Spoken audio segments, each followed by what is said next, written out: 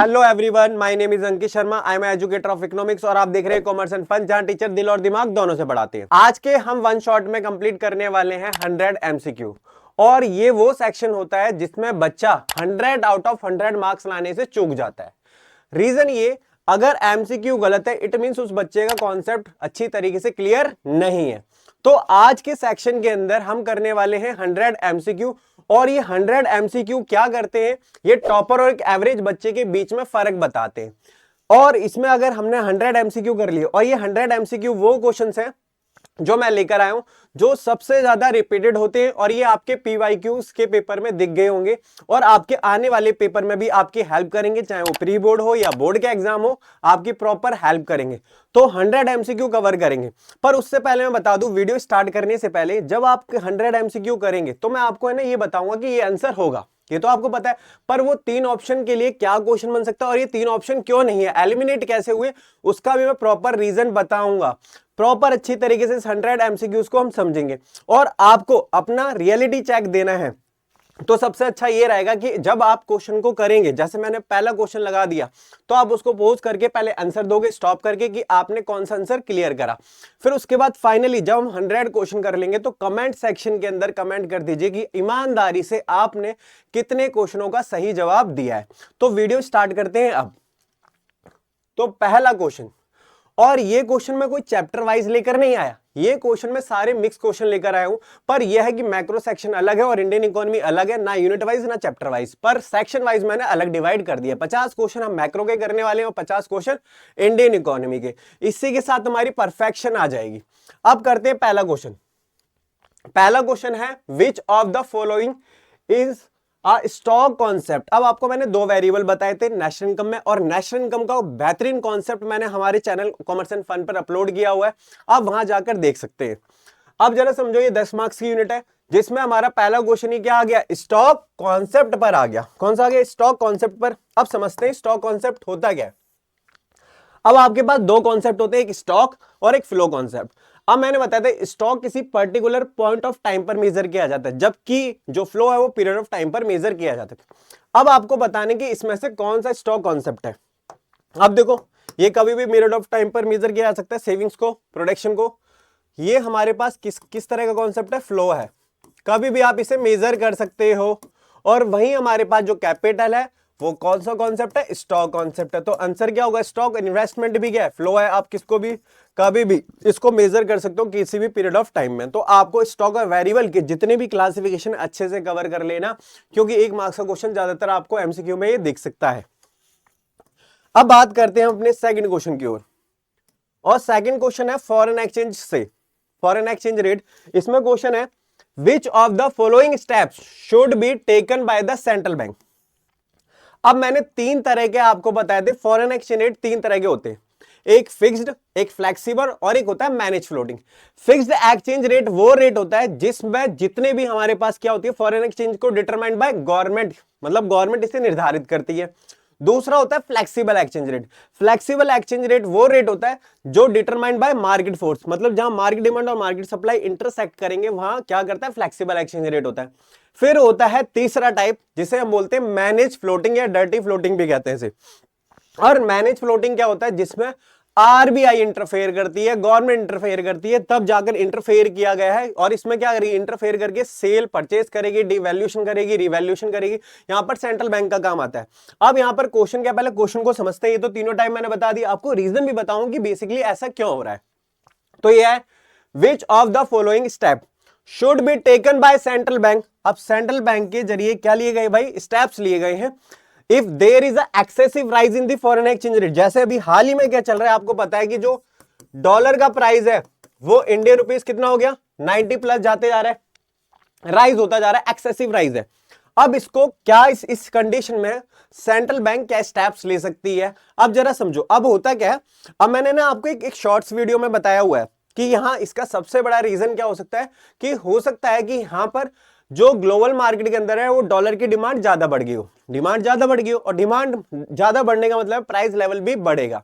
अब आपको law of demand और लॉ ऑफ सप्लाई पढ़ा था, पर हम ये क्वांटिटी से प्राइस की बात करेंगे तो लॉ उल्टे हो जाते हैं, रिवर्स हो जाते हैं। ठीक है, तो मैंने बोला यहां कि ग्लोबल मार्केट के अंदर अगर डिमांड बढ़ गई है तो इससे जो डॉलर का प्राइस है वो बढ़ गया है, अब ये क्या होगा, एक्सेसिव राइज हो गया। तो इसको कंट्रोल करने के लिए क्या कर सकती है आरबीआई, कि जो उसके पास फॉरेन रिजर्व पड़े हुए डॉलर के रूप में, वो उसे क्या कर दे, सेल कर दे। जब सेल करेगी मार्केट के अंदर तो डॉलर की सप्लाई बढ़ जाएगी और इससे जो प्राइस है वो कंट्रोल हो जाएगा। प्राइस क्या होगा, कम होने लग जाएगा या कंट्रोल हो जाएगा।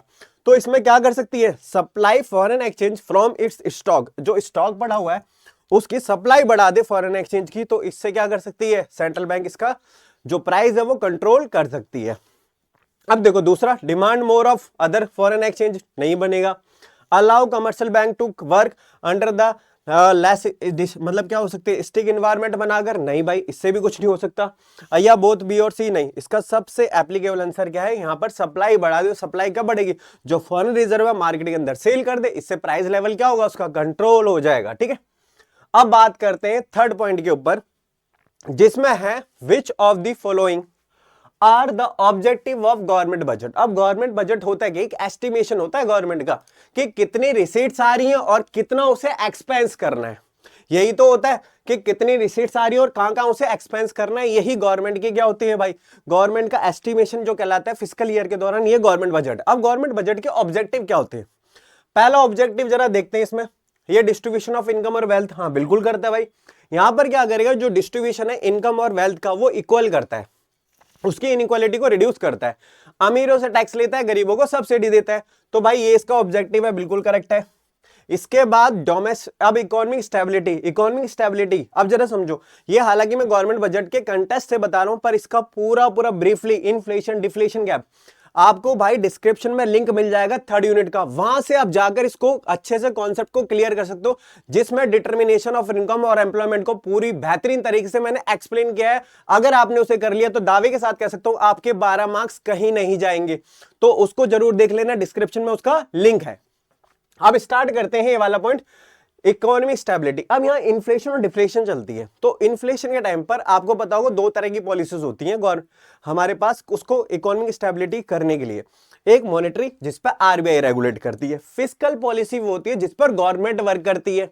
अब यहाँ हम इकोनॉमिकल स्टेबिलिटी के बारे में बात करें तो फिस्कल पॉलिसी की बात करें, क्योंकि गवर्नमेंट की बात हो रही है ना, तो यहां पर टैक्स और गवर्नमेंट एक्सपेंडिचर दो बातें होती है। अगर इन्फ्लेशन है तो यहां पर गवर्नमेंट क्या करेगी, इन्फ्लेशन कब होगा, जब लोगों के पास मनी सप्लाई ज्यादा है, तो मनी सप्लाई को कंट्रोल करने के लिए गवर्नमेंट क्या करेगी, टैक्स को इंपोज कर देगी, टैक्स ज्यादा बढ़ा देगी और एक्सपेंस अपने कम कर देगी, तो इकोनॉमिक स्टेबिलिटी होगी। डिफ्लेशन इसका वाइस वर्सा हो जाता है, जो मैंने बढ़ाना बताया वो घट जाएगा और जो घटाया वो बढ़ा दिया जाएगा। ठीक है, तो इकोनॉमिक स्टेबिलिटी ये भी इसका ऑप्शन है।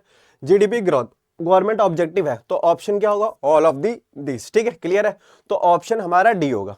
अगला टॉपिक पे बढ़ते हैं, अगले टॉपिक की ओर, अगले क्वेश्चन की तरफ।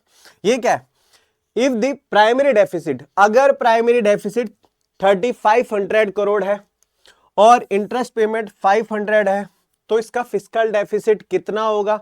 तो भाई आपको पता है तीन तरह के डेफिसिट होते हैं हमारे पास, और डेफिसिट का मीनिंग ही क्या होता है, डेफिसिट का मीनिंग है जब हमारे एक्सपेंडिचर क्या होंगे, जब एक्सपेंडिचर रिसीट से ज्यादा होते हैं तो उसे क्या कहते हैं, हम डेफिसिट कहते हैं। वहीं हमारे पास एक होता है सरप्लस। सरप्लस क्या होगा बच्चा, सरप्लस वो होता है जब हमारे पास एक्सपेंडिचर कम होंगे और रिसीट्स ज्यादा होगी। तो भाई हमारे पास क्या मिल रहा है, ये सरप्लस है, और बैलेंस जब ये दोनों एक दूसरे के इक्वल होंगे।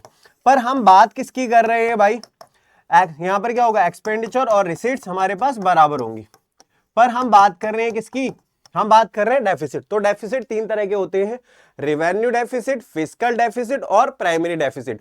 तो यहां पर हमें क्या कैलकुलेट करना है कि फिस्कल डेफिसिट क्या होगा, तो इसका एक फॉर्मूला होता है, पहले समझो हमें, हम इन दो के हिसाब से समझेंगे फॉर्मूला क्या होगा।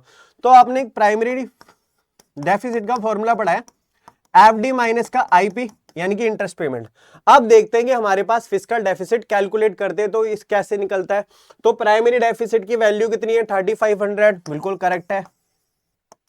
और फिस्कल डेफिसिट हमें नहीं दिया हुआ, हम ऐसा कैसे रखते हैं। आईपी इंटरेस्ट पेमेंट कितनी दी हुई है हमारे पास, इंटरेस्ट पेमेंट हमारे पास 500 रखा। अब ये इधर जाके प्लस होगी तो कितना होगा, 4000 करोड़, यानी कि एफडी की जो वैल्यू है, मैंने सीआर अलग से लगा दिया, बाकी 4000 इसका आंसर हो जाएगा। तो B option is a correct. ठीक है, अब अगले क्वेश्चन की तरफ बढ़ते हैं और अगला क्वेश्चन है हमारा read the following statement, assertion और रीजन को अच्छे से क्लियर करना है, एसर्शन और रीजन। अब होता क्या, देखो जरा, अब यहां पर मैंने दो चीजें बताई, फ्लेक्सिबल एक्सचेंज रेट अभी बताई थी मैंने सेकंड क्वेश्चन के अंदर। फ्लेक्सिबल एक्सचेंज रेट में एप्रिसिएशन और डेप्रिसिएशन दो टर्म्स चलती हैं। अब एप्रिसिएशन क्या होता है, जब हमारी डोमेस्टिक करेंसी की वैल्यू बढ़ जाए, मतलब $1 पर, पहले मैं समझा देता हूं, जब $1 था तो हमें पे करने पड़ रहे थे कितने, मान लो 90 रुपीज। अब एप्रिसिएशन कब लगेगा, जब हमारे पास 85, यानी कि हमें पहले $1 के लिए, $1 को परचेज करने के लिए, खरीदने के लिए हमें 90 रुपीज पे करने पड़ रहे थे, अब 85 रुपीज पे करने पड़ रहे, 5 रुपए हमारे बच रहे, तो इसमें करेंसी में हमारा एप्रिसिएशन हुआ। क्या हुआ, एप्रिसिएशन। अब जरा समझते हैं एसर्शन क्या दिया है, appreciation of the domestic currency means are rise in the price of domestic currency. इसका मतलब यह है कि एप्रिसिएशन जब होगा डोमेस्टिक करेंसी में, तो इसमें क्या होगा, डोमेस्टिक करेंसी का जो प्राइस है वो बिल्कुल बढ़ेगा भाई। बढ़ेगा क्यों, क्योंकि हमें 5 रुपए का प्रॉफिट मिलेगा। बिल्कुल करेक्ट है, ये एसर्शन क्या है, बिल्कुल करेक्ट है, ठीक है, ट्रू है। इसके बाद appreciation lead to the increase in export. अब जरा समझो, जब हमारे पास क्या होगा, जब 90 थे अब 85 हो गया, तो अब पहले के कंपेयर में यूएसए के लिए हमारे गुड्स एक्सपेंसिव हो गए, चीपर नहीं हो, एक्सपेंसिव। ऐसी कंडीशन में वो क्या करेगा, हमसे इंपोर्ट करना बंद कर देगा, यानी कि हमारे एक्सपोर्ट्स में कमी होगी। पर यहां पर क्या दे रखा है, यहां पर इंपोर्ट को, एक्सपोर्ट को बढ़ा रखा है, जबकि क्या होना चाहिए था, डिक्रीज होते हैं ना, इंक्रीज कर रखा है। तो ये क्या होगा भाई, फॉल्स होगा। ये तो फॉल्स हो गया, ये ट्रू हो गया। अब देखते ही ऑप्शन कहां दिया हुआ है, तो हमारे पास क्या दिया, ऑप्शन सी इसका आंसर होगा, क्योंकि assertion is true but reason is false. Clear है। अब इसके बाद हम बढ़ते हैं 6th क्वेश्चन की ओर, और मैं आपको रीजंस के साथ बता रहा हूं, तो बेहतरीन तरीके से आप रीजन के साथ समझो, क्योंकि कॉन्सेप्ट बहुत बड़ा खेल है इकोनॉमिक्स के अंदर। अब देखो, फिस्कल पॉलिसीज अभी बताई थी मैंने। फिस्कल पॉलिसीज क्या होती है भाई, गवर्नमेंट रेगुलेट करती है, इसमें टैक्सेस और गवर्नमेंट के एक्सपेंडिचर दोनों चीजें होती हैं। और फिस्कल पॉलिसी एक तरीके से बजट का एक पार्ट होता है। किसका पार्ट होता है, बजट का। अब इसी से हम समझते हैं कि एक्चुअल में इसका आंसर क्या होगा। तो fiscal policies are expenditure policy of central government. भाई सेंट्रल गवर्नमेंट ऐसे पर्टिकुलर कोई गवर्नमेंट तो नहीं बोली गई है, या स्टेट गवर्नमेंट, ये भी नहीं है। तो ये तो टैक्स पॉलिसीज होते तो है, एक्सपेंडिचर भी और टैक्स पॉलिसी, पर यहां गवर्नमेंट का, एक पर्टिकुलर गवर्नमेंट का नाम लगाकर तो ये गलत कर दिया भाई, क्योंकि हमारे यहाँ फेडरलिज्म सिस्टम चलता है, ये पॉलिटिकल मुद्दा हो गया। ठीक है, अब बात करते हैं budgetary policy of the government. भाई ये बिल्कुल सही है भाई, गवर्नमेंट की बजटरी पॉलिसी का एक हिस्सा है, इकोनॉमी की स्टेबिलिटी लेकर आनी है ना, तो टैक्स कब बढ़ाने कब घटाने, यही इसका पार्ट होता है। तो इसका आंसर, रिलीवेंट आंसर क्या होगा, बजटरी है, budgetary policies of the government. अब बढ़ते हैं 7th क्वेश्चन की ओर, जिसमें हमारे पास है असर्शन और रीजन। अब देखो ये भी है, बच्चों को बड़ी दिक्कत होती है भाई, बहुत बेहतरीन तरीके से अगर आपके कॉन्सेप्ट क्लियर है ना, कुछ नहीं गलत होगा भाई, उससे देखो कि रिलेट कर रहा है नहीं कर रहा, उसी से आप असर्शन और रीजन को बिल्कुल 100% सही कर सकते हैं। अब क्वेश्चन क्या दिया हुआ है, असर्शन के अंदर है, accommodating item are those transaction that are undertaken due to the profit motive. अब देखो बीओपी के अंदर मैं बताऊं, दो तरह की आइटम्स होती हैं हमारे पास। कितनी तरह की, दो तरह की आइटम। अब दोनों तरह की आइटम को बेहतरीन तरीके से समझेंगे। एक होती है हमारे पास ऑटोनोमस आइटम, और वहीं दूसरी तरफ होती है अकोमोडेशन। क्या होती है, अकोमोडेशन। अगर अकोमोडेशन के बारे में बात करें, अकोमोडेशन, ये दो तरह की आइटम्स है हमारे पास। जो ऑटोनोमस आइटम होती हैं वो प्रॉफिट के लिए काम करती हैं। किसके लिए, प्रॉफिट मोटिव होती हैं, ये याद रखना। और ये प्रॉफिट मोटिव नहीं होती, ये सोशल वेलफेयर करती है, इनका प्रॉफिट मोटिव नहीं होता, इसका प्रॉफिट मोटिव नहीं होता। तो इसका आंसर ये होगा, इसका प्रॉफिट मोटिव नहीं होगा। इसके बाद ऑटोनोमस, ये तो बताइए प्रॉफिट मोटिव है, प्रॉफिट मोटिव नहीं होती है।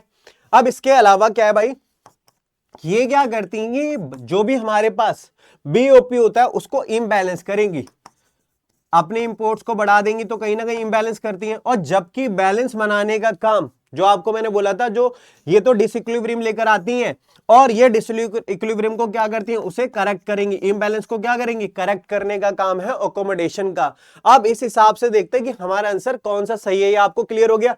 ये एक तरीके का प्राइवेट सेक्टर के अंडर में आती है, और ये एक तरह की कैसी होती है बेटा, गवर्नमेंट होती है। कौन सी होती है आइटम्स, गवर्नमेंट के अंडर में। ठीक है, अब बात करते हैं, और इसमें आपको पता है कौन से अकाउंट को होल्ड किया जाता है, मैं डिफरेंस भी बता देता हूं। और मैंने ना प्री बोर्ड की एक वीडियो बनाई थी भाई, जिसमें मैंने इन दोनों के बीच में डिफरेंस क्लियर करा है।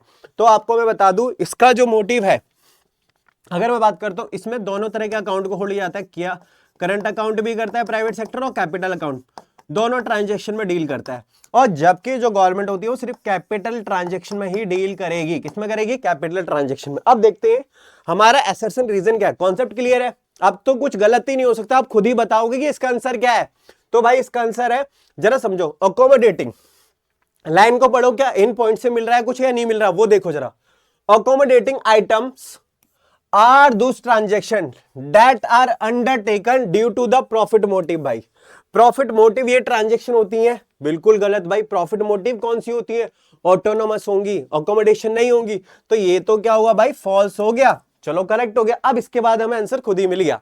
अब देखो दूसरा, accommodating items are undertaken to correct disequilibrium in BOP. अब मैंने बताया था ये डिसइक्विलिब्रियम को करेक्ट करती है। ये भी देखो इसी में से आंसर मिल गया आपको। तो ये क्या भाई? ट्रू है।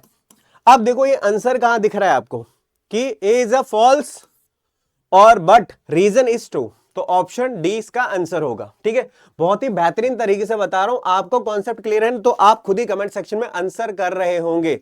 अब देखो इसके बाद होता है हमारे पास कौन सा? क्वेश्चन नंबर 8 है। अब इसको समझते हैं क्वेश्चन नंबर 8 में क्या होता है। तो read the following statement, assertion और रीजन को जरा दोबारा क्वेश्चन वही आ गया। अब देखो आपको मैंने एप्रिसिएशन और डेप्रिसिएशन बता दूं, ये फ्लेक्सिबल एक्सचेंज रेट के अंडर में आते हैं। किसमें आते हैं? Flexible exchange rate. ठीक है, आप क्वेश्चन समझते हैं। Depreciation of domestic currency lead to the rise in export. भाई अभी इसी का रिवर्स इनवर्स क्वेश्चन आया हुआ था जिसमें एक्सपोर्ट को राइज करा गया था एप्रिसिएशन के टाइम। गलत होगा भाई, वो गलत थी स्टेटमेंट, यानी कि ये सही है। अब इसको कॉन्सेप्ट भी मैं बता दूं ऐसा क्यों हुआ। देखो जब करेंसी के अंदर डेप्रिसिएशन हुआ, डेप्रिसिएशन का मतलब ये है पहले 85 रुपीज थे, अब कितना हुआ भाई? 90। वन शॉट बनाया हुआ मैंने, तो हमें 5 रुपए का लॉस हुआ। क्यों? पहले हमें डॉलर को परचेस करने के लिए सिर्फ 85 रुपीज पे करने पड़ रहे थे, अब 90 रुपीज पे करने पड़ रहे, यानी कि सीधे सीधे हमें 5 रुपए का लॉस दिख रहा है भाई। 5 रुपए का लॉस है। तो इस केस के अंदर हमें जब 5 रुपए का लॉस होगा तो हमारे एक्सपोर्टर को फायदा हो जाएगा। क्यों? क्योंकि अब बाहर के लोगों के लिए, फॉरेनर्स के लिए हमारे गुड्स चीपर हो जाएंगे और वो हमसे ज्यादा गुड्स परचेस करेंगे, इससे हमारे एक्सपोर्ट बढ़ेंगे। तो भाई ये स्टेटमेंट है जो हमारे पास असर्शन है, ये बिल्कुल ट्रू है। अब रीजन को समझते हैं कि बेसिकली ऐसा हुआ क्यों। तो depreciation of domestic currency makes domestic currency relatively cheaper. अब रिलेटिवली क्या होगी भाई? चीपर हो जाएगी। बिल्कुल सही है, इससे एक्सपोर्ट्स क्या होंगे? बढ़ेंगे भाई। यानी कि ये एक्सपोर्ट की ही बात कर रहा है, तो ये भी ट्रू है और इसका रीजन भी ये परफेक्टली सही दे रहा है। यानी कि ऑप्शन आंखें बंद करके क्या लगा सकते हो आप? ए लगा सकते हो, क्योंकि दोनों ही बातें एप्रिसिएशन और दूसरी बात रीजन किसको बताया है? क्यों मैंने रीजन बताया ना, ऐसा रीजन इसलिए है क्योंकि यहां पर सबसे बड़ा रीजन ये दिख रहा है कि डोमेस्टिक जो करेंसी है, मतलब बाहर के लोगों के लिए हमारी जो करेंसी, उनकी जो करेंसी, हमारी करेंसी है, वो गुड्स क्या हो गए हमारे लिए, उनके लिए गुड्स सस्ते हो गए। बात क्लियर है? तो यहां पर ये पॉइंट आता है निकल कर। अब इसके बाद आता है हमारे पास क्वेश्चन नंबर 9। अब क्वेश्चन नंबर 9 में क्या है जरा समझो। अब deficit budget refer to the debt situation in which government budget expenditure. अब यहां पर जरा समझना, अभी मैंने बताया था डेफिसिट का मीनिंग क्या है। डेफिसिट का मीनिंग ये है जब आप अपने एक्सपेंस ज्यादा करो, तो यहां पर सीधे सीधे आंसर क्या रखोगे? More than it's budget receipts. नहीं भाई, या हम बात करेंगे लेस देन बजट रिसीट्स, यानी कि ये क्या होगा? मोर देन बजट रिसीट्स, क्योंकि यहां पर जो एक्सपेंडिचर है वो बजट रिसीट से क्या होंगे? ज्यादा होंगे, रिसीट से ज्यादा होते हैं, यानी कि आंसर क्या होगा हमारा? बी आंसर होगा। क्लियर है? अब इसके बाद आते हैं 10th क्वेश्चन की ओर और इसको बेहतरीन तरीके से समझते हैं कि ऐसा क्या है इसमें। देखो फिस्कल डेफिसिट है भाई, फिस्कल डेफिसिट का फॉर्मूला क्या होता है?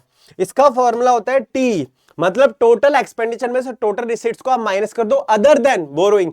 इसलिए मैं कह सकता हूं कि एफडी बोरोइंग के बराबर भी होता है। अभी हम आगे कैलकुलेशन में इसको समझेंगे भी। क्लियर है भाई?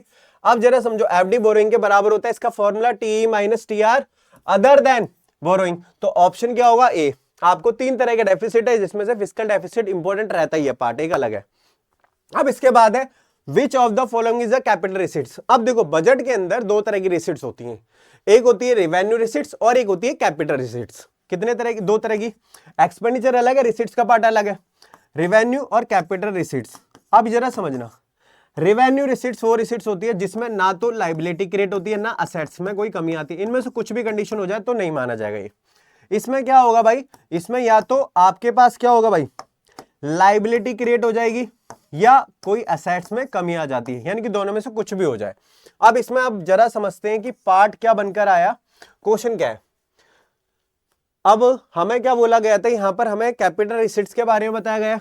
अब देखो इसमें से बताना है कि कैपिटल रिसीट्स का पार्ट क्या है। अब रिवेन्यू रिसीट्स के अंदर हम दो तरह की और चीजें पढ़ते हैं, एक तो टैक्स की फॉर्म में और एक नॉन टैक्स। क्लियर है? आपको कैपिटल रिसीट्स का पार्ट बताना है। देखो इनकम टैक्स है भाई, इनकम टैक्स से ना तो गवर्नमेंट की कोई लायबिलिटी क्रिएट होती है, क्योंकि अमीरों से टैक्स लिया जाएगा, गरीबों को सब्सिडी देगी, तो इसका आंसर ये तो नहीं होगा। इसके अलावा बात करी जाती है जीएसटी, ये भी इसका पार्ट नहीं होगा, ये तो रिवेन्यू रिसीट्स का है भाई, और ये भी रिवेन्यू रिसीट्स का। तो आपको क्लासिफिकेशन पता होनी चाहिए। गवर्नमेंट की जो बोरोइंग है भाई, क्योंकि वो लायबिलिटी क्रिएट करेगा, जब सरकार उधार लेती है किसी से तो उस पर देनदारियां बनेंगी, इंटरेस्ट पेमेंट तो देनी पड़ेगी। तो यानी कि ऑप्शन इसका होगा सी। आंखें बंद कर आंसर क्या कर दोगे भाई, सी कर दोगे। और इंटरेस्ट रिसीव भी जो हमारे पास है वो रिवेन्यू रिसीट्स का पार्ट होता है, तो आंसर क्या होगा भाई इसका, हमारा ऑप्शन सी। इसके बाद 12th question, non tax receipts बतानी है। क्या बतानी है? नॉन टैक्स रिसीट्स क्या होती है। अब जरा समझो, हमारे पास सॉरी नॉट आ गया, ये बच्चा ध्यान से नहीं देखता, जैसे मैंने नहीं देखा, वो ध्यान से समझना, इसलिए मैंने बताया आपको ये नॉट का मीनिंग बहुत प्रॉपर समझना है। अब देखो, विच of the following is not a non tax receipts. अब नॉन टैक्स रिसीट्स कौन सी नहीं होती है, तो भाई जरा समझो, जो भी टैक्स की फॉर्म में मिल रही है, जो बिना टैक्स की फॉर्म में, फीस नॉन टैक्स में होती है, बिल्कुल सही है भाई, ये नॉन टैक्स है। हमें बताने कौन सी नॉन टैक्स नहीं है, ये भी नॉन टैक्स है। और इसके अलावा ये बायलैटरल होता है भाई, ये भी जरा मतलब यूनिलैटरल होता है ये भी। गिफ्ट टैक्स, टैक्स की बात हो रही है, तो यानी कि ये टैक्स का पार्ट है। आंसर क्या होगा भाई हमारे पास, सी, क्योंकि यहां पर सिर्फ ऑनरशिप ही चेंज होती है, तो ये टैक्स का पार्ट है। ये डायरेक्ट भी हो सकता है, इनडायरेक्ट भी हो सकता है, ठीक है, बस ये क्लासिफाइड नहीं होता इसमें। Who regulates the money supply. Money supply को रेगुलेट करने का काम किसका होता है, जरा समझो। हमारे पास क्या होता है भाई, जितना आरबीआई है, आरबीआई जितनी भी करेंसी है भाई, उस पर 200 करोड़ का एक रूल बनाया गया। 200 करोड़ का क्या होगा भाई, 200 करोड़ के उसके पास रिजर्व होने चाहिए, 115 करोड़ के तौर पर उसका गोल्ड होना चाहिए, 85 की फॉरेन करेंसी होनी चाहिए। तो 200 करोड़ का मिनिमम उसके पास रिजर्व होना चाहिए, तब वो करेंसी को प्रिंट कर सकता है, अब इशू कर सकता है। मैंने बोला जितने भी 200 ऊपर की करेंसी है वो सारी की सारी कौन इशू करेगा भाई, आरबीआई करेगा। इसके अलावा जितने भी कॉइन्स हैं और 1 रुपए का नोट है, जितने भी कॉइन्स है 1 रुपए का नोट है, वो हमारी फाइनेंस मिनिस्ट्री यानी कि गवर्नमेंट करती है। अब यहां पर बोला गया है कि मनी सप्लाई कौन रेगुलेट करेगा भाई, ये करेगा कौन, रेगुलेट करने का काम क्या है, जो आरबीआई है वो रेगुलेटर और फैसिलिटेटर है, तो RBI is a part of regulator है, फैसिलिटेटर है, ठीक है। अब देखो इसके बाद आ गया हमारा न्यूमेरिकल का क्वेश्चन, बड़ा ही बेहतरीन क्वेश्चन है जो मैं बता रहा था आपको। इससे हम सारे फॉर्मूलाज को समझेंगे। एक लॉन्ग ही क्वेश्चन ले आया हम, कितने बेटा 14 to 19 तक इसी से क्वेश्चन करने वाले। तो देखो बेटा 14 क्वेश्चन में क्या है और किस तरीके से हमें समझना है।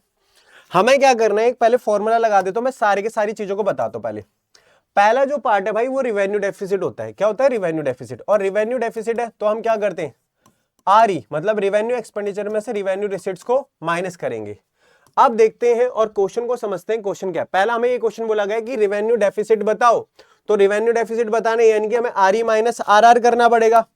तो आरई क्या है हमारे पास, रिवेन्यू रिसीट्स ये दिया हुआ है, एक्सपेंडिचर ये दिया हुआ है, तो दो इसमें से इसको माइनस करते हुए हमें कितना कर रहे हैं भाई 2037, और माइनस करा तो भाई कितना बनेगा हमारे पास 4 और 4 मतलब सॉरी 7, और हमारे पास क्या हो गया ये, इसका आंसर क्या होगा भाई, अब देखते हैं। ये दे रखा है 774, करेक्ट है भाई। आंसर हमारे पास क्या हो गया 774 हमारा आंसर हो गया। ये हो गया हमारे पास क्या, आरडी, ठीक है, रेवेन्यू डेफिसिट। अब इसके बाद 15 क्वेश्चन देखते हैं कि 15 क्वेश्चन के अंदर क्या दे रखा है, the value of fiscal deficit. अब फिस्कल डेफिसिट देखो दो तरीके से मैं बताता हूं।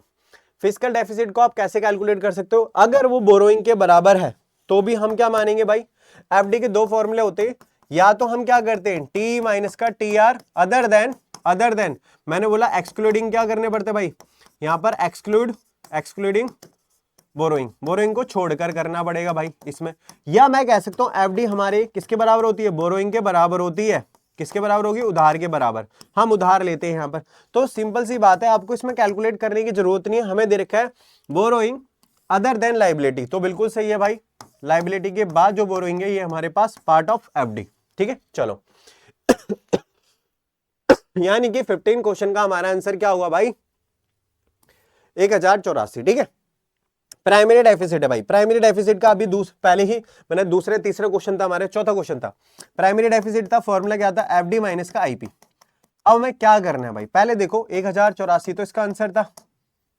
आईपी देखो, आईपी कितना, इंटरेस्ट पेमेंट, इंटरेस्ट पेमेंट क्या है हमारे पास, ये रहा 1020, कितना भाई 1020। अब 1020 को अगर मैं माइनस करूं तो भाई 64 इसका आंसर होगा, तो 64 यानी कि ऑप्शन ए हमारा इसका आंसर हो गया। क्लियर है भाई। अब जरा समझो, क्वेश्चन नंबर है हमारे पास क्या 17 क्वेश्चन क्या है, identify the correct formula of primary deficit. Primary deficit का करेक्ट फॉर्मूला क्या होता है। देखो अगर आपको इस तरह का फॉर्मूला दे रखा हो तब भी हमारे पास ये भी ठीक है, प्राइमरी डेफिसिट का फॉर्मूला। अब देखते हैं कि एक्चुअल में क्या फॉर्मूला हमें दिया हुआ है। ठीक है, अब हमारे पास सीधा सीधा क्या दिख रहा है, ऑप्शन सी हमारा इसका आंसर होगा, क्योंकि एफडी माइनस क्या होगा, इंटरेस्ट पेमेंट भी होता है, या मैं बोल सकता हूं कि बोरोइंग माइनस, अगर आईपी भी लिखा हो तो भी कोई गलत नहीं होगा, बोरोइंग माइनस आईपी भी हमारा करेक्ट आंसर होता है पीडी निकालने का, प्राइमरी डेफिसिट करेक्ट है। चलो अब अगले क्वेश्चन की ओर बढ़ते हैं। अब आ गया भाई एसेशन और रीजन वाला क्वेश्चन, दिक्कत करता है, कोई दिक्कत नहीं करेगा, कॉन्सेप्ट क्लियर है। तो देखो अब स्टेटमेंट हम पढ़ते हैं, government budget is the annual statement, बिल्कुल ठीक है भाई। शोइंग एक्चुअल, देखो भाई एक्चुअल रिसीट्स और एक्चुअल पेमेंट को बताता है। अब यहां पर है ना एक्चुअल वर्ड हो गया भाई, ये है ना मैं बोलता हूं भाई ये गलत है, ये क्या होगा भाई फॉल्स है। रीजन पता है क्यों, एक्चुअल नहीं होना चाहिए भाई, हमारे पास है ना एस्टिमेशन होता है, एक्चुअल नहीं बताते कभी, ये बताता है एस्टिमेटेड, एस्टिमेटेड वैल्यू को बताता है, क्या बताता है एस्टिमेटेड वैल्यू को बताता है, एस्टिमेशन वैल्यू को बताता है, ना कि आप इसको क्या कर सकते हो, एस्टिमेटेड वैल्यू होते हैं कितना एस्टिमेशन करना है हमें, यहां पर एक्चुअल वैल्यू को नहीं बताता कभी भी गवर्नमेंट बजट, इसलिए ये फॉल्स हो जाता है। इसके बाद statement second, tax receipts of the government is a revenue receipts, बिल्कुल भाई टैक्स और नॉन टैक्स दोनों होते हैं, तो हमारे पास क्या होगा, ये तो है करेक्ट और ये होगी बेटा हमारे पास इनकरेक्ट। अब जरा समझो, इसमें बात करते हैं हमारे पास क्या भाई, पहला क्या हमारे पास दूसरा फॉर्मूला, दोनों ही ट्रू ट्रू कर दिए भाई, ये ना ऑप्शन गलत लिख दिया भाई, ये ऑप्शन गलत लिख दिया, मैं ऑप्शन सही कर दूं, ये क्या होगा अगर स्टेटमेंट, सॉरी नहीं सही लिखा हुआ है, नंबर 1 2 और लिखा हुआ है। देखो हमें क्या दिया हुआ था भाई, अगर मैं देखता हूं पहली स्टेटमेंट क्या हमारे पास, स्टेट नंबर 1 हमारी क्या बेटा फॉल्स है, तो फॉल्स कहां पर दिख रहा है आपको, ये बिल्कुल सही है, और सेकंड हमारी सही है, तो यानी कि ऑप्शन डी, ऑप्शन क्या होगा डी होगा। ठीक है, ऑप्शन में थोड़ा ऐसा लग गया था मुझे कि सेम सेम से, कोई नहीं, नंबर 1 2 अलग अलग करके देखो। इसके बाद विच of the following is a not a tax, मतलब नॉन टैक्स रिवेन्यू रिसिट्स। अब नॉन टैक्स रिवेन्यू रिसिट्स कौन सा नहीं है, नॉन टैक्स की बात हो रही है, नॉन टैक्स रिवेन्यू रिसिट्स कौन सा नहीं है, जीएसटी है, डिविडेंड और प्रॉफिट है, पेनल्टीज है या एसचीट है, बता नॉन टैक्स में बताना है। अब नॉन टैक्स भाई हमारे पास क्या होगा, नॉन टैक्स नहीं है, नहीं है जो नॉन टैक्स नहीं है, तो जीएसटी इसका भाई इनडायरेक्ट टैक्स है, ये टैक्स होता है ना कि नॉन टैक्स। बाकी के बाकी सारे के सारे कंपोनेंट्स किसके हैं, नॉन टैक्स के हैं, और इसमें बताना है कि कौन सा नॉन टैक्स का नहीं है, तो जीएसटी है। इसके बाद है 20 question, those goods which satisfy human wants directly are called. अब जरा समझना, ऐसे गुड जो डायरेक्टली आप कंज्यूम करते हो तो भाई उसे बोलते हैं हम कंज्यूमर गुड्स, क्या बोलते हैं कंज्यूमर गुड्स। और इंटरमीडिएट गुड्स भी बता रहा हूं मैं, रीजन भी बता रहा हूं, इंटरमीडिएट गुड्स वो गुड्स होते हैं जिसको या तो हम रीसेल करेंगे, या तो हम क्या करते हैं भाई, या तो हम इसे क्या करते हैं रीसेल करते हैं, या इसको हम क्या करते हैं भाई प्रोडक्शन यूनिट में इसका यूज करेंगे, इसमें वैल्यू एडिशन भी होता है। ठीक है, और ये प्रोडक्शन बाउंड्री के अंदर अंदर होते हैं। और ये कंज्यूमर गुड्स हमारे बेटा कंजप्शन गुड्स 4 टाइप के पढ़ेंगे हम, वो भी डिस्कस करूंगा मैं, ड्यूरेबल, सेमी ड्यूरेबल, और उसके बाद नॉन ड्यूरेबल और सर्विसेज वाले। इसके अलावा कैपिटल गुड्स कौन से होते हैं भाई, जो हमारी प्रोडक्शन यूनिट में यूज होते हैं, जो हमारी प्रोडक्शन यूनिट में क्या काम करते हैं, जैसे मशीनरी, प्लांट्स, ये सारे के सारे कैपिटल गुड्स है। Durable goods is a part of consumer goods, yes, यानी कि इसका आंसर क्या होगा, रिलेवेंट आंसर हमारे पास कंज्यूमर गुड्स होगा। क्लियर है, चलो आपको ये 20 क्वेश्चन क्लियर हो गए। अब बढ़ते हैं आगे क्वेश्चन की ओर, क्वेश्चन नंबर 21। अब है नेक्स्ट क्वेश्चन हमारा 21। क्या दिया हुआ है क्वेश्चन के अंदर, आपको मैंने बताया कंज्यूमर गुड या कंजप्शन गुड्स हमारे 4 टाइप के होते हैं, एक ड्यूरेबल, नॉन ड्यूरेबल और सेमी ड्यूरेबल और सर्विसेज वाले। ठीक है, तो हमसे क्वेश्चन बोला गया है सेमी ड्यूरेबल। अब सेमी ड्यूरेबल गुड्स वो गुड्स होते हैं जो कुछ टाइम के लिए ही आप उसका यूज करते हो, कुछ टाइम के लिए यूज करा जाता है। जैसे इसमें सबसे पहले आ जाता है हमारा कौन सा, क्लॉथ्स। ठीक है, रेडियो हमारा ड्यूरेबल गुड्स है, हम उसको कई सालों तक यूज कर सकते हैं। और हमारे पास कौन सा हो गया भाई, अब होता है नॉन ड्यूरेबल गुड्स, कौन सा, मिल्क है, वन टाइम यूज करके खत्म। पेट्रोल हमारा नॉन ड्यूरेबल है, वन टाइम करके यूज कर खत्म हो गया। क्लियर है, तो इसका ऑप्शन क्या होगा, क्लॉथ्स होगा। अगला क्वेश्चन है ये, which of the following lead to the unexpected obsolescence. ठीक है, ऑब्सोलिसेंस का मतलब होता है भाई, देखो अब डेप्रिसिएशन 2-3 चीजों की वजह से लगता है, जो डेप लगता है हमारे पास 3 चीजों की वजह से लगता है, क्या क्या, पैसेज ऑफ टाइम की वजह से, किसकी वजह से, पैसेज ऑफ टाइम की वजह से, पैसेज ऑफ टाइम की वजह से, या मैं बोलूं किसी बियर या टीयर की वजह से भाई, टूट फूट की वजह से, बियर और टीयर, ये आपको बहुत बेहतरीन तरीके से मैंने नेशनल इनकम के साथ बताया हुआ है, ठीक है। इसके बाद जो तीसरा लगता है वो ऑब्सोलिसेंस। मतलब क्या होगा ऑब्सोलिसेंस का मतलब ये आता है हमारे पास, ऑब्सोलिसेंस इसका बहुत बड़ा रीजन है, मतलब चेंज इन टेक्निक, यानी कि डिमांड पैटर्न अगर आपका बदल जाए, या मैं बोलूं चेंज इन टेक्निक, ये इस रीजंस की वजह से होता है। तो इसका मतलब क्या है हमारे पास, ये बोला चेंज इन टेक्निक, क्या हुआ चेंज इन टेक्निक। अब क्वेश्चन में क्या बोला गया, which of the following lead to the unexpected, unexpected subsolutions, जो अनएक्सपेक्टेड होता है, पता ही नहीं होता, अनएक्सपेक्टेड चेंज आ जाए, ठीक है। अब ये किस वजह से आ सकता है, change in demand, demand pattern बदल जाए, या दूसरा चेंज इन टेक्नोलॉजी। तो इसका रिलेवेंट आंसर क्या होगा, ऑप्शन डी होगा। क्या होगा, ऑप्शन डी। अगले बढ़ते हैं अगले क्वेश्चन की ओर। अब देखो, on account production of services not included in the national income, because भाई, क्योंकि है ना, देखो इसका रीजन क्या है, जब भी आप सेल्फ कंजप्शन के लिए यूज कर रहे हो, जैसे मान लो अपने ही गार्डन में आपने खुद के लिए सेल्फ कंजप्शन के लिए वेजिटेबल्स को उगाया, या कोई टीचर अपने ही बच्चों को पढ़ा रहा है, या कोई डॉक्टर अपने बच्चों को ही क्या कर रहा है भाई, सर्विसेज दे रहा है, तो आपको मैंने बताया था जीडीपी और डिफ्लेक्टर वाले पॉइंट, मतलब जीडीपी और वेलफेयर वाले में लिमिटेशन जो नॉन मॉनेटरी होती है, क्योंकि नॉन मॉनेटरी ये होती है क्योंकि इसकी कोई मार्केट वैल्यू हम कैलकुलेट ही नहीं कर पाते, तो ये डिफिकल्ट होती है कैलकुलेट करना, तो difficult to get their market value. तो नॉन मॉनेटरी एक्सचेंज के अंदर क्या होता है, non monetary exchange is a part of, क्या होगा भाई, पार्ट ऑफ, ये क्या होगा, नेशनल इनकम का पार्ट नहीं होता, sorry, not is a part of national income, ये नेशनल इनकम का पार्ट नहीं होता। तो ऑप्शन इसका क्या होगा, सबसे रिलेवेंट आंसर है ऑप्शन सी।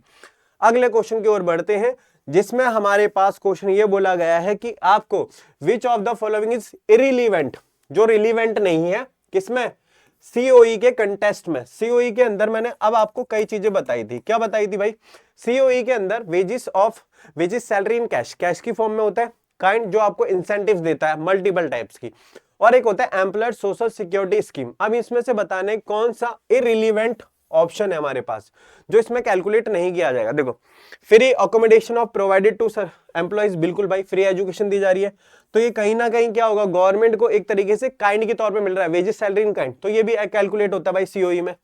और free education to the student whose parents are working in school, ये भी इसका कंपनसेशन ऑफ एम्प्लॉइज का पार्ट है। हाउस रेंट, जो अलाउंस मिलता है एम्प्लॉइज को, बैंक एम्प्लॉइज को, जैसे क्वार्टर मिलते हैं रहने के लिए, वो भी इसका पार्ट बनेगा। अब कौन सा पार्ट नहीं बनेगा, pension given by the government to 80 years, क्योंकि ओल्ड एज पेंशन इसका पार्ट नहीं होती है, क्योंकि ये कोई भी, आपको मैंने बताया था, कोई फैक्टर सर्विसेज में नहीं है, ट्रांसफर फैक्टर, मतलब क्या होगा, ट्रांसफर इनकम होती है, तो ये ट्रांसफर इनकम है, ट्रांसफर इनकम नेशनल इनकम में कैलकुलेट नहीं की जाती है, तो ट्रांसफर इनकम है, इसलिए ये सीओई के टर्म्स में इंक्लूड नहीं होगा। तो ऑप्शन इसका क्या होगा भाई, डी, ऑप्शन क्या होगा, डी। अब आगे बढ़ते हैं, अब आपको कैलकुलेट करना है, ये क्वेश्चन तो डेफिनेटली आपके एग्जाम में दिख ही रहा है, ज्यादातर रिपीटेड जो क्वेश्चन है वो जीडीपी डिफ्लेक्टर से आ ही रहा है, ठीक है।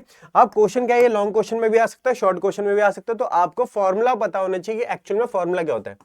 तो जीडीपी डिफ्लेक्टर, और इस पे एक शॉर्ट भी बनाया हुआ भाई कॉमर्स एंड फन चैनल पर, जिसमें मैंने जीडीपी डिफ्लेक्टर, रियल जीडीपी और नॉमिनल जीडीपी में कौन सी जीडीपी बेटर है वो भी मैंने बहुत अच्छी तरीके से एक्सप्लेन किया है। तो जीडीपी डिफ्लेक्टर के बारे में अगर मैं बात करता हूं, इसका जो फॉर्मूला होगा जीडीपी डिफ्लेक्टर का, वो क्या होगा, नॉमिनल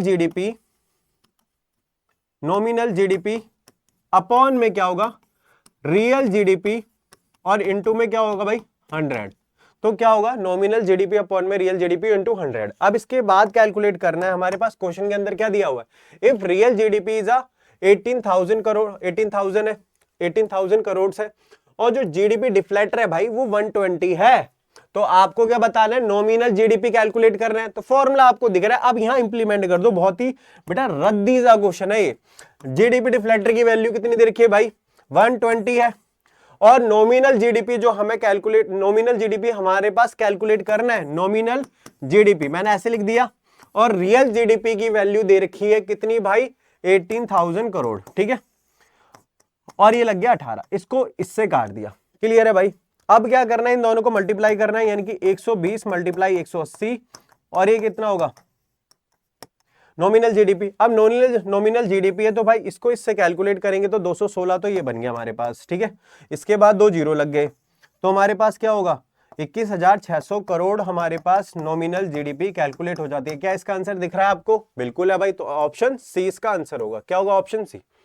अब भाई आपका क्वेश्चन है 26, और 26 क्वेश्चन के अंदर हमें क्या दे रखा है, fiscal deficit refer to the total borrowing of government during the financial year. अब देखो, जो फिस्कल डेफिसिट है refer to the total borrowing of the government during the financial year. Okay 25 question, ठीक है डन। अभी है, अब है क्वेश्चन नंबर 26। देखो असर्शन और रीजन क्वेश्चन है।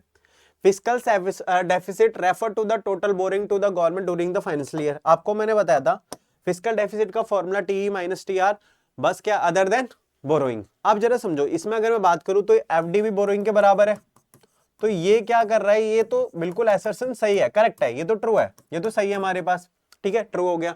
इसके पास fiscal deficit create the burden of future generation, ये भी सही है। जब फिस्कल डेफिसिट बढ़ता है तो फ्यूचर जनरेशन के लिए बर्डन डाल देता है, एक डेट ट्रैप में फंसाते रखता है ये, तो कहीं ना कहीं फ्यूचर जनरेशन के लिए क्या होगा, एक बर्डन बन जाता है।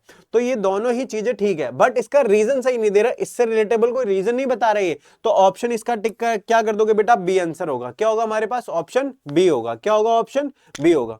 अगले टॉपिक की ओर बढ़ते हैं। क्वेश्चन नंबर है 27। क्या है भाई, 27 के अंदर क्या दे रखा है, read the following statement, assertion and reason, choose one of the correct alternative given value. अब मार्जिन रिक्वायरमेंट है भाई, ये क्वालिटेटिव टूल होता है। अब मैंने बताया था दो तरह के टूल होते हैं हमारे पास, एक तो मॉनेटरी मेजर्स तो अलग है, मॉनेटरी मेजर्स के अंदर भी दो टूल है, एक क्वांटिटेटिव एक क्वालिटेटिव, जिसमें बैंक रेट, रेपो रेट, ये सारे के सारे क्वांटिटेटिव के पार्ट होते हैं। क्वालिटेटिव में हमारे मार्जिन रिक्वायरमेंट इसका पार्ट है, बिल्कुल सही है। ये क्रेडिट क्रिएशन को क्या करता है, कंट्रोल करता है, क्रेडिट क्रिएशन प्रोसेस को, ठीक है भाई, ये ट्रू है। ये स्टेटमेंट क्या बता रहा है भाई, ट्रू है। इसके बाद मार्जिन रिक्वायरमेंट क्या करती है, रेस्ट्रिक्ट करती है भाई किसको, the money and money in the economy, ये भी ट्रू है। बट इसका ना मुझे रीजन सही नहीं लग रहा कि कैसे करती है, प्रोसेस नहीं बता रही है, क्यों करती है ये नहीं बता रही है। तो ये क्या है, दोनों, यानी कि ऑप्शन इसका भी क्या होगा, बी होगा। अब बढ़ते हैं 27 क्वेश्चन की ओर भाई। असर्शन और रीजन भाई आंसर करते रहना, स्टॉप करते करते आंसर बताना, फाइनली फिर मुझे बताना कि आपने 100 में से कितने क्वेश्चन अच्छे से करे। अब क्वेश्चन नंबर है 27, असर्शन और रीजन है। अब देखो इसमें क्या बोला गया है, क्वेश्चन के अंदर क्या बोला गया है उसको समझते हैं। देखो हमें दिया हुआ है relief fund given to the Nepal. Nepal को क्या दिया भाई, रिलीफ फंड दिया गया फॉर अर्थक्वेक के लिए, earthquake victim in the recorded as a revenue receipts. अब ये क्या होगा, रेवेन्यू रिसीट्स होगा in the Indian government budget. अब बताने की आपको इस स्टेटमेंट के अंदर कि क्या पॉइंट बनेगा, जो रिलीफ फंड दिया गया है नेपाल को अर्थक्वेक के लिए, ठीक है, और इसमें क्या होगा, ये रेवेन्यू रिसीट्स का पार्ट होगा, ये रेवेन्यू रिसीट्स का पार्ट होगा इन दी गवर्नमेंट। तो भाई ये तो गलत हो गया, रेवेन्यू रिसीट थोड़ी ना हुआ, ये तो एक्सपेंस हुआ ना। ये गवर्नमेंट क्या कर रही है, एक्सपेंस कर रही है, ये वर्ड ही यहां पर गलती हो गई है भाई। अगर एक्सपेंडिचर होता तो बिल्कुल सही था, गवर्नमेंट एक्सपेंस कर रही है, रिसीट्स नहीं कर रही है, तो यहां पर क्या हो, दिया है, लिया नहीं है भाई। तो यहां पर आपको पता लग गया ये तो हमारा बेटा फॉल्स हो गया। तो सीधे सीधे आंसर ये कहना चाहता है, ए इज अ फॉल्स। अब जरा समझो, आर इज अ ट्रू होगा। अब कैसे, जरा समझना, revenue receipts are those which neither the create liability, क्योंकि लाइबिलिटी क्रिएट नहीं करता, ना ही रिड्यूस करता है किसको, असेट्स ऑफ द गवर्नमेंट। ये क्या है, ट्रू है, तो इसलिए क्या होगा हमारा, ऑप्शन डी होगा। क्या होगा, ऑप्शन डी होगा। अब आगे बढ़ते हैं नेक्स्ट क्वेश्चन की ओर। Read the following statement, assertion और रीजन। आपको दिया हुआ है, वही क्वेश्चन आ गया।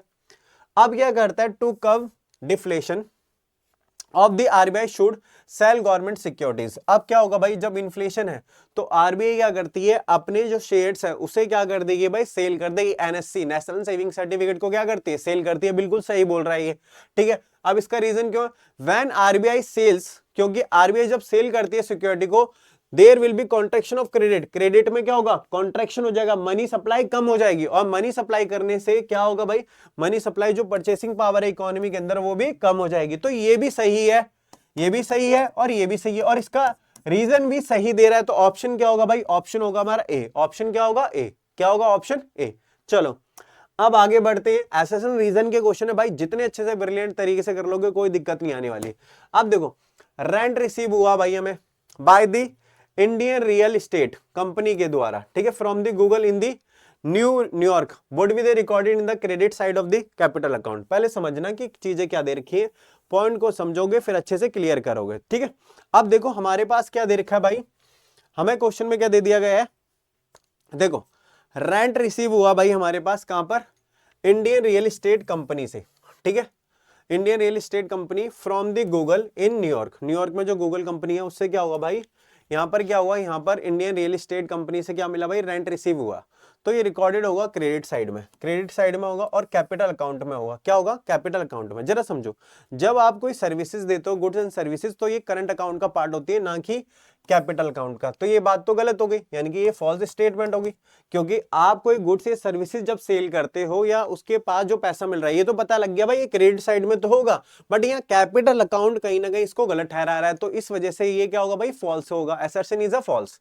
इसके बाद capital account of BOP recorded all those transaction between resident of the country and rest of the world, मतलब जो भी हमारी कंट्री के रेसिडेंटल है, रेस्ट ऑफ द वर्ल्ड के साथ जो भी इकोनॉमिक ट्रांजैक्शन होती है उसी को हम बीओपी कहते हैं।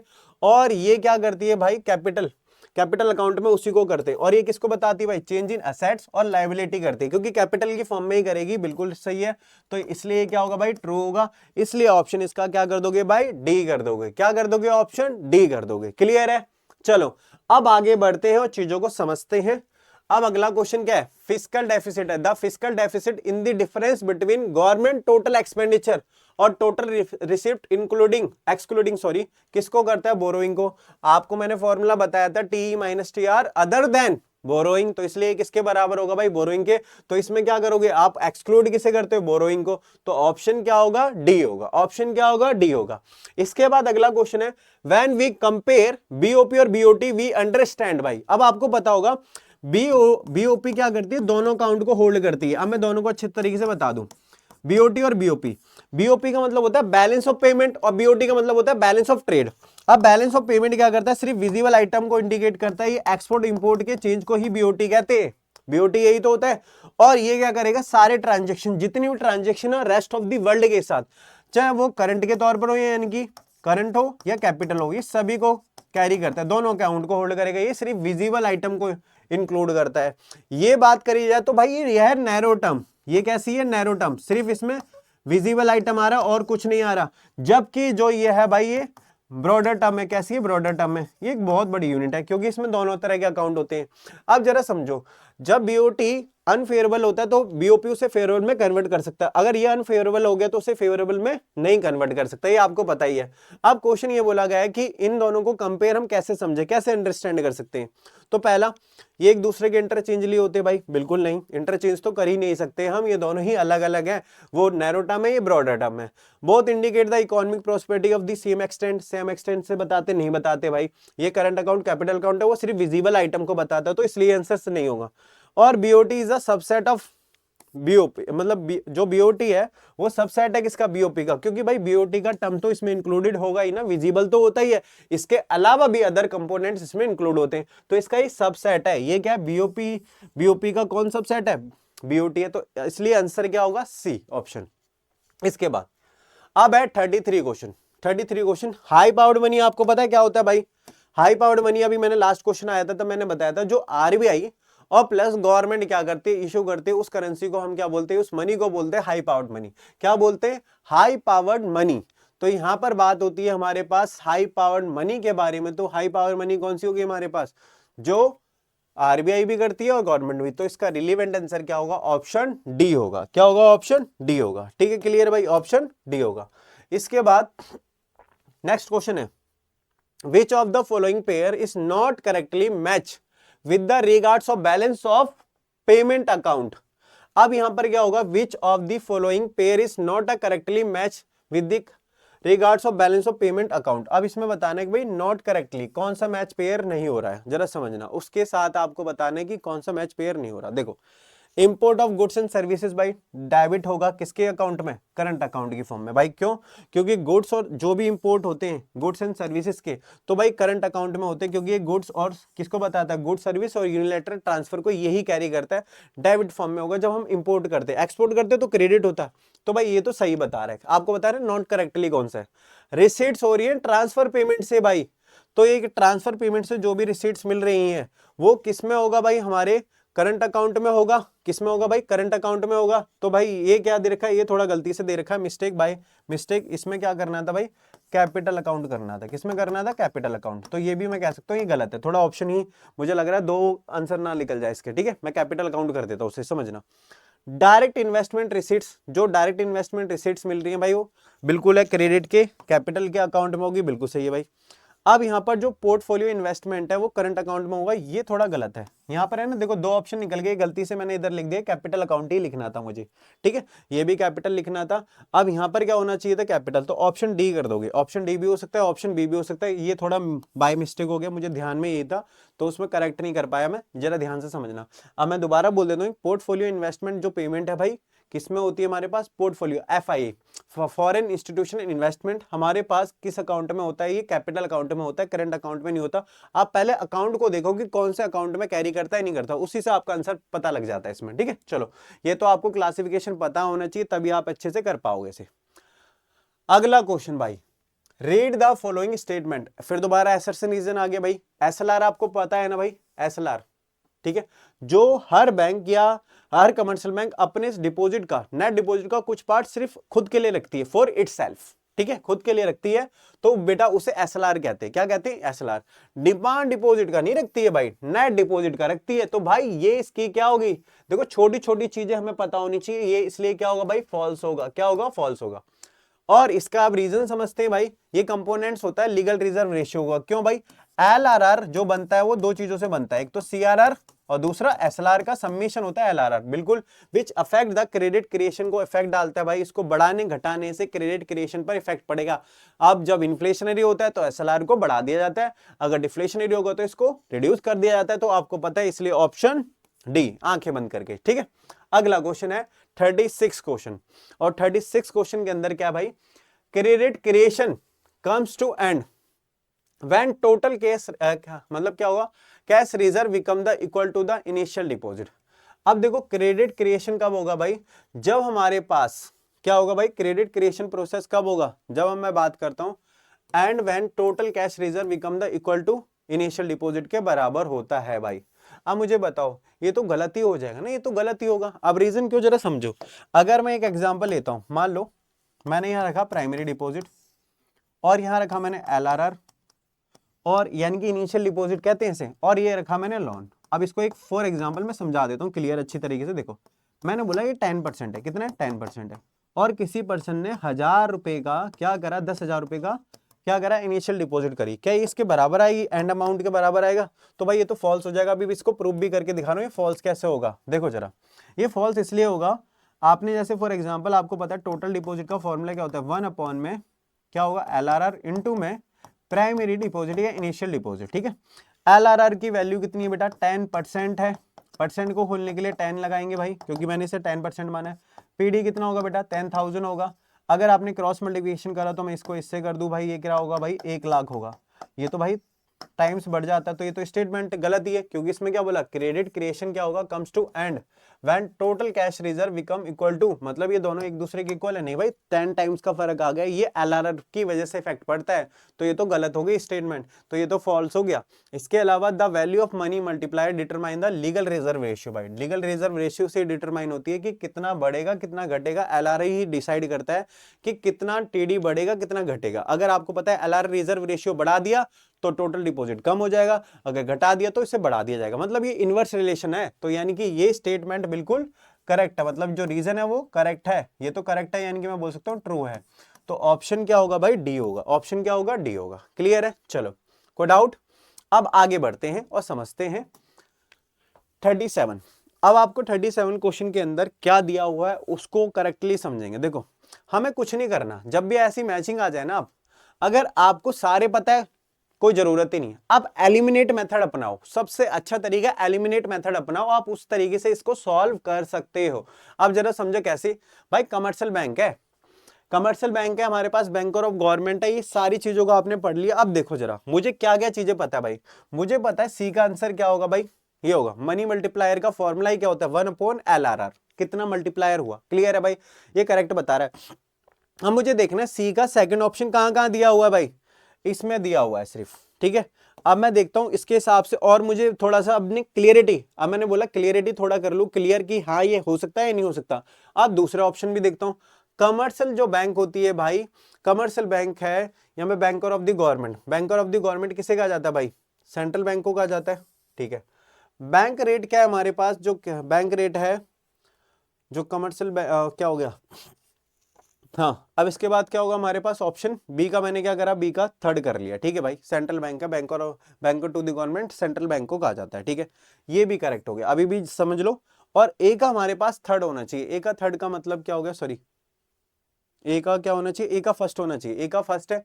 तो भाई कमर्शियल बैंक क्या करती है, कैश क्रेडिट करती है, कैश क्या करती है भाई, क्रेडिट करती है, कैश की लेन देन करती है, ठीक है। बैंक रेट क्या होगा भाई, इंटरेस्ट पेमेंट के साथ होता है, क्या होगा, इंटरेस्ट पेमेंट। तो ऑप्शन क्या होगा इसका, सी होगा, क्या होगा ऑप्शन, बैंक रेट का एक इंटरेस्ट रेट होता है, जितने भी SLR है, LRR है, ये सारे के सारे हमारे पास क्या होगा भाई, इंटरेस्ट रेट होता है। तो ऑप्शन क्या होगा इसका, सी होगा, ठीक है। चलो इसके बाद public goods are those goods services with collectively consume by the public, जो कंज्यूम किए जाते हैं भाई बाय द पब्लिक। तो ऐसे गुड्स को हम क्या बोलते हैं भाई, जरा समझना।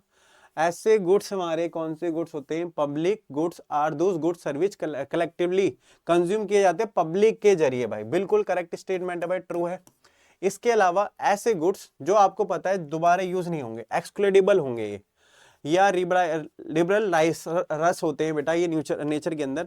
तो ये स्टेटमेंट क्या होगी, बिल्कुल गलत है भाई, ये तो गलत होगी। एक्सक्लूडेबल होते ही नहीं होते भाई, इसको कैलकुलेट ही नहीं किया जाता भाई, तो ये तो बेटा फॉल्स है, ये क्या होगा, फॉल्स है। तो ऑप्शन क्या होगा हमारे पास, ऑप्शन जो होगा वो सेकंड, सॉरी, ऑप्शन जो हमारे पास होगा 38 का,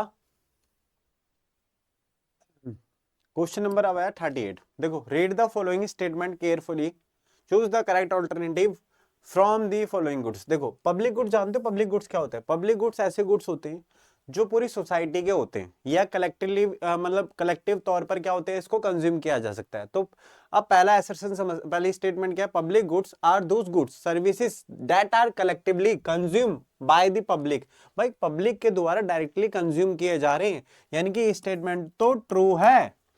अब पब्लिक गुड्स आर, अब ये क्या होते हैं, एग्जीक्यूटेबल, और राइवल रॉस का मतलब होता है प्रतिस्पर्धी, कंपटीशन वाले होते हैं। इसमें कंपटीशन, भाई कंपटीशन होता ही नहीं पब्लिक गुड्स से, सभी के लिए कंपटीशन नहीं, सोशल वेलफेयर के लिए होते हैं। तो ये तो इस नेचर में ये तो गलत हो गई स्टेटमेंट। अब देखो ये कहां पर दिया हुआ है हमारे पास, statement A is a true and statement second is a false हो गई, ठीक है। इसके बाद अगले बढ़ते हैं अगले टॉपिक की ओर। If there is a deficit in the current account, अगर करंट अकाउंट में डेफिसिट है तो it is a balance by. अब इसे बैलेंस कैसे किया जाएगा भाई, अब देखो मान लो अगर डेफिसिट में है तो आप क्या करोगे, इसको बैलेंस कैसे बना सकते हो। अगर डेफिसिट में है तो हम इसे बैलेंस कैसे बनाएंगे, जरा समझना। तो पहले अगर मैं बात करता हूं, सबसे पहले पॉइंट पर आ जाओ, withdrawing the foreign exchange reserve भाई। अगर हमारे पास क्या आ रहा है, करंट अकाउंट डेफिसिट में, करंट अकाउंट डेफिसिट का मतलब ये है हमारे पास, जो हमारे पास गुड्स एंड सर्विसेज है, ठीक है, गुड्स एंड सर्विसेज यूनिलैटरल है, हमने ज्यादा ले रखे, तो इससे क्या होगा भाई, करंट अकाउंट डेफिसिट में आएगा। यही तो होता है विजिबल इनविजिबल आइटम और प्लस यूनिलैटरल। तो इसको हम बैलेंस कैसे बना सकते हैं, तो बैलेंस किसके द्वारा किया जा सकता है बेटा, हम फॉरेन एक्सचेंज रिजर्व से हम विड्रॉ कर लें, फॉरेन एक्सचेंज रिजर्व को क्या कर लो भाई, विड्रॉ कर लो, विड्रॉ कर लो, तो आपके पास क्या होगा, पैसा आ जाएगा, इससे क्या होगा, डेफिसिट हो जाएगा, मतलब कहीं ना कहीं ये क्या होगा, डेफिसिट कंट्रोल में होगा।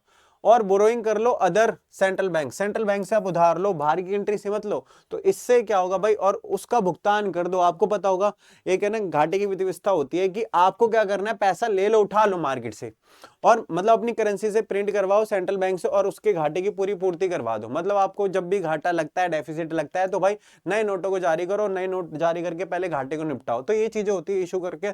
तो ऑप्शन ए और बी दोनों कन्वीनियंट माने जाएंगे, ठीक है। अगला question, calculate the total deposit credit the initial amount is rupees 700 crore है।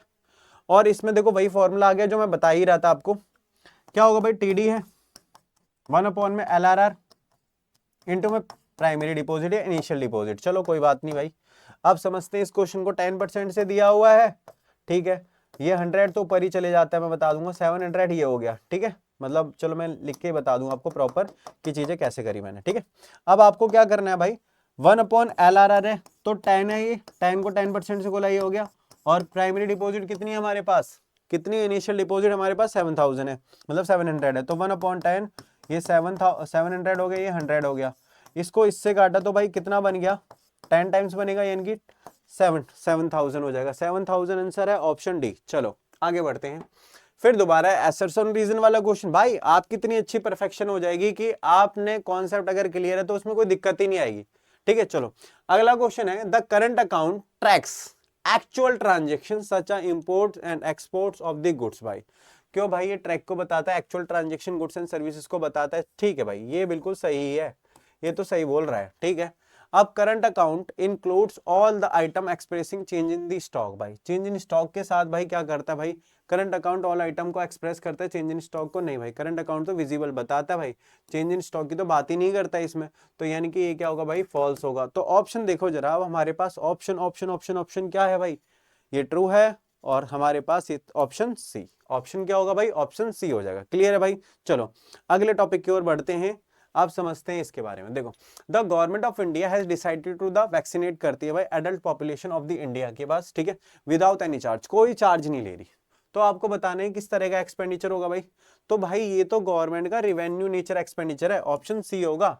क्यों, जिसमें ना तो गवर्नमेंट की असेट्स क्रिएट हो रही है, ना कोई लायबिलिटी में कोई कमी आ रही है। भाई ये दोनों ही चीजें नहीं होती, यही तो रिवेन्यू एक्सपेंडिचर होता है। क्लियर है, कॉन्सेप्ट क्लियर है, तो कोई दिक्कत ही नहीं।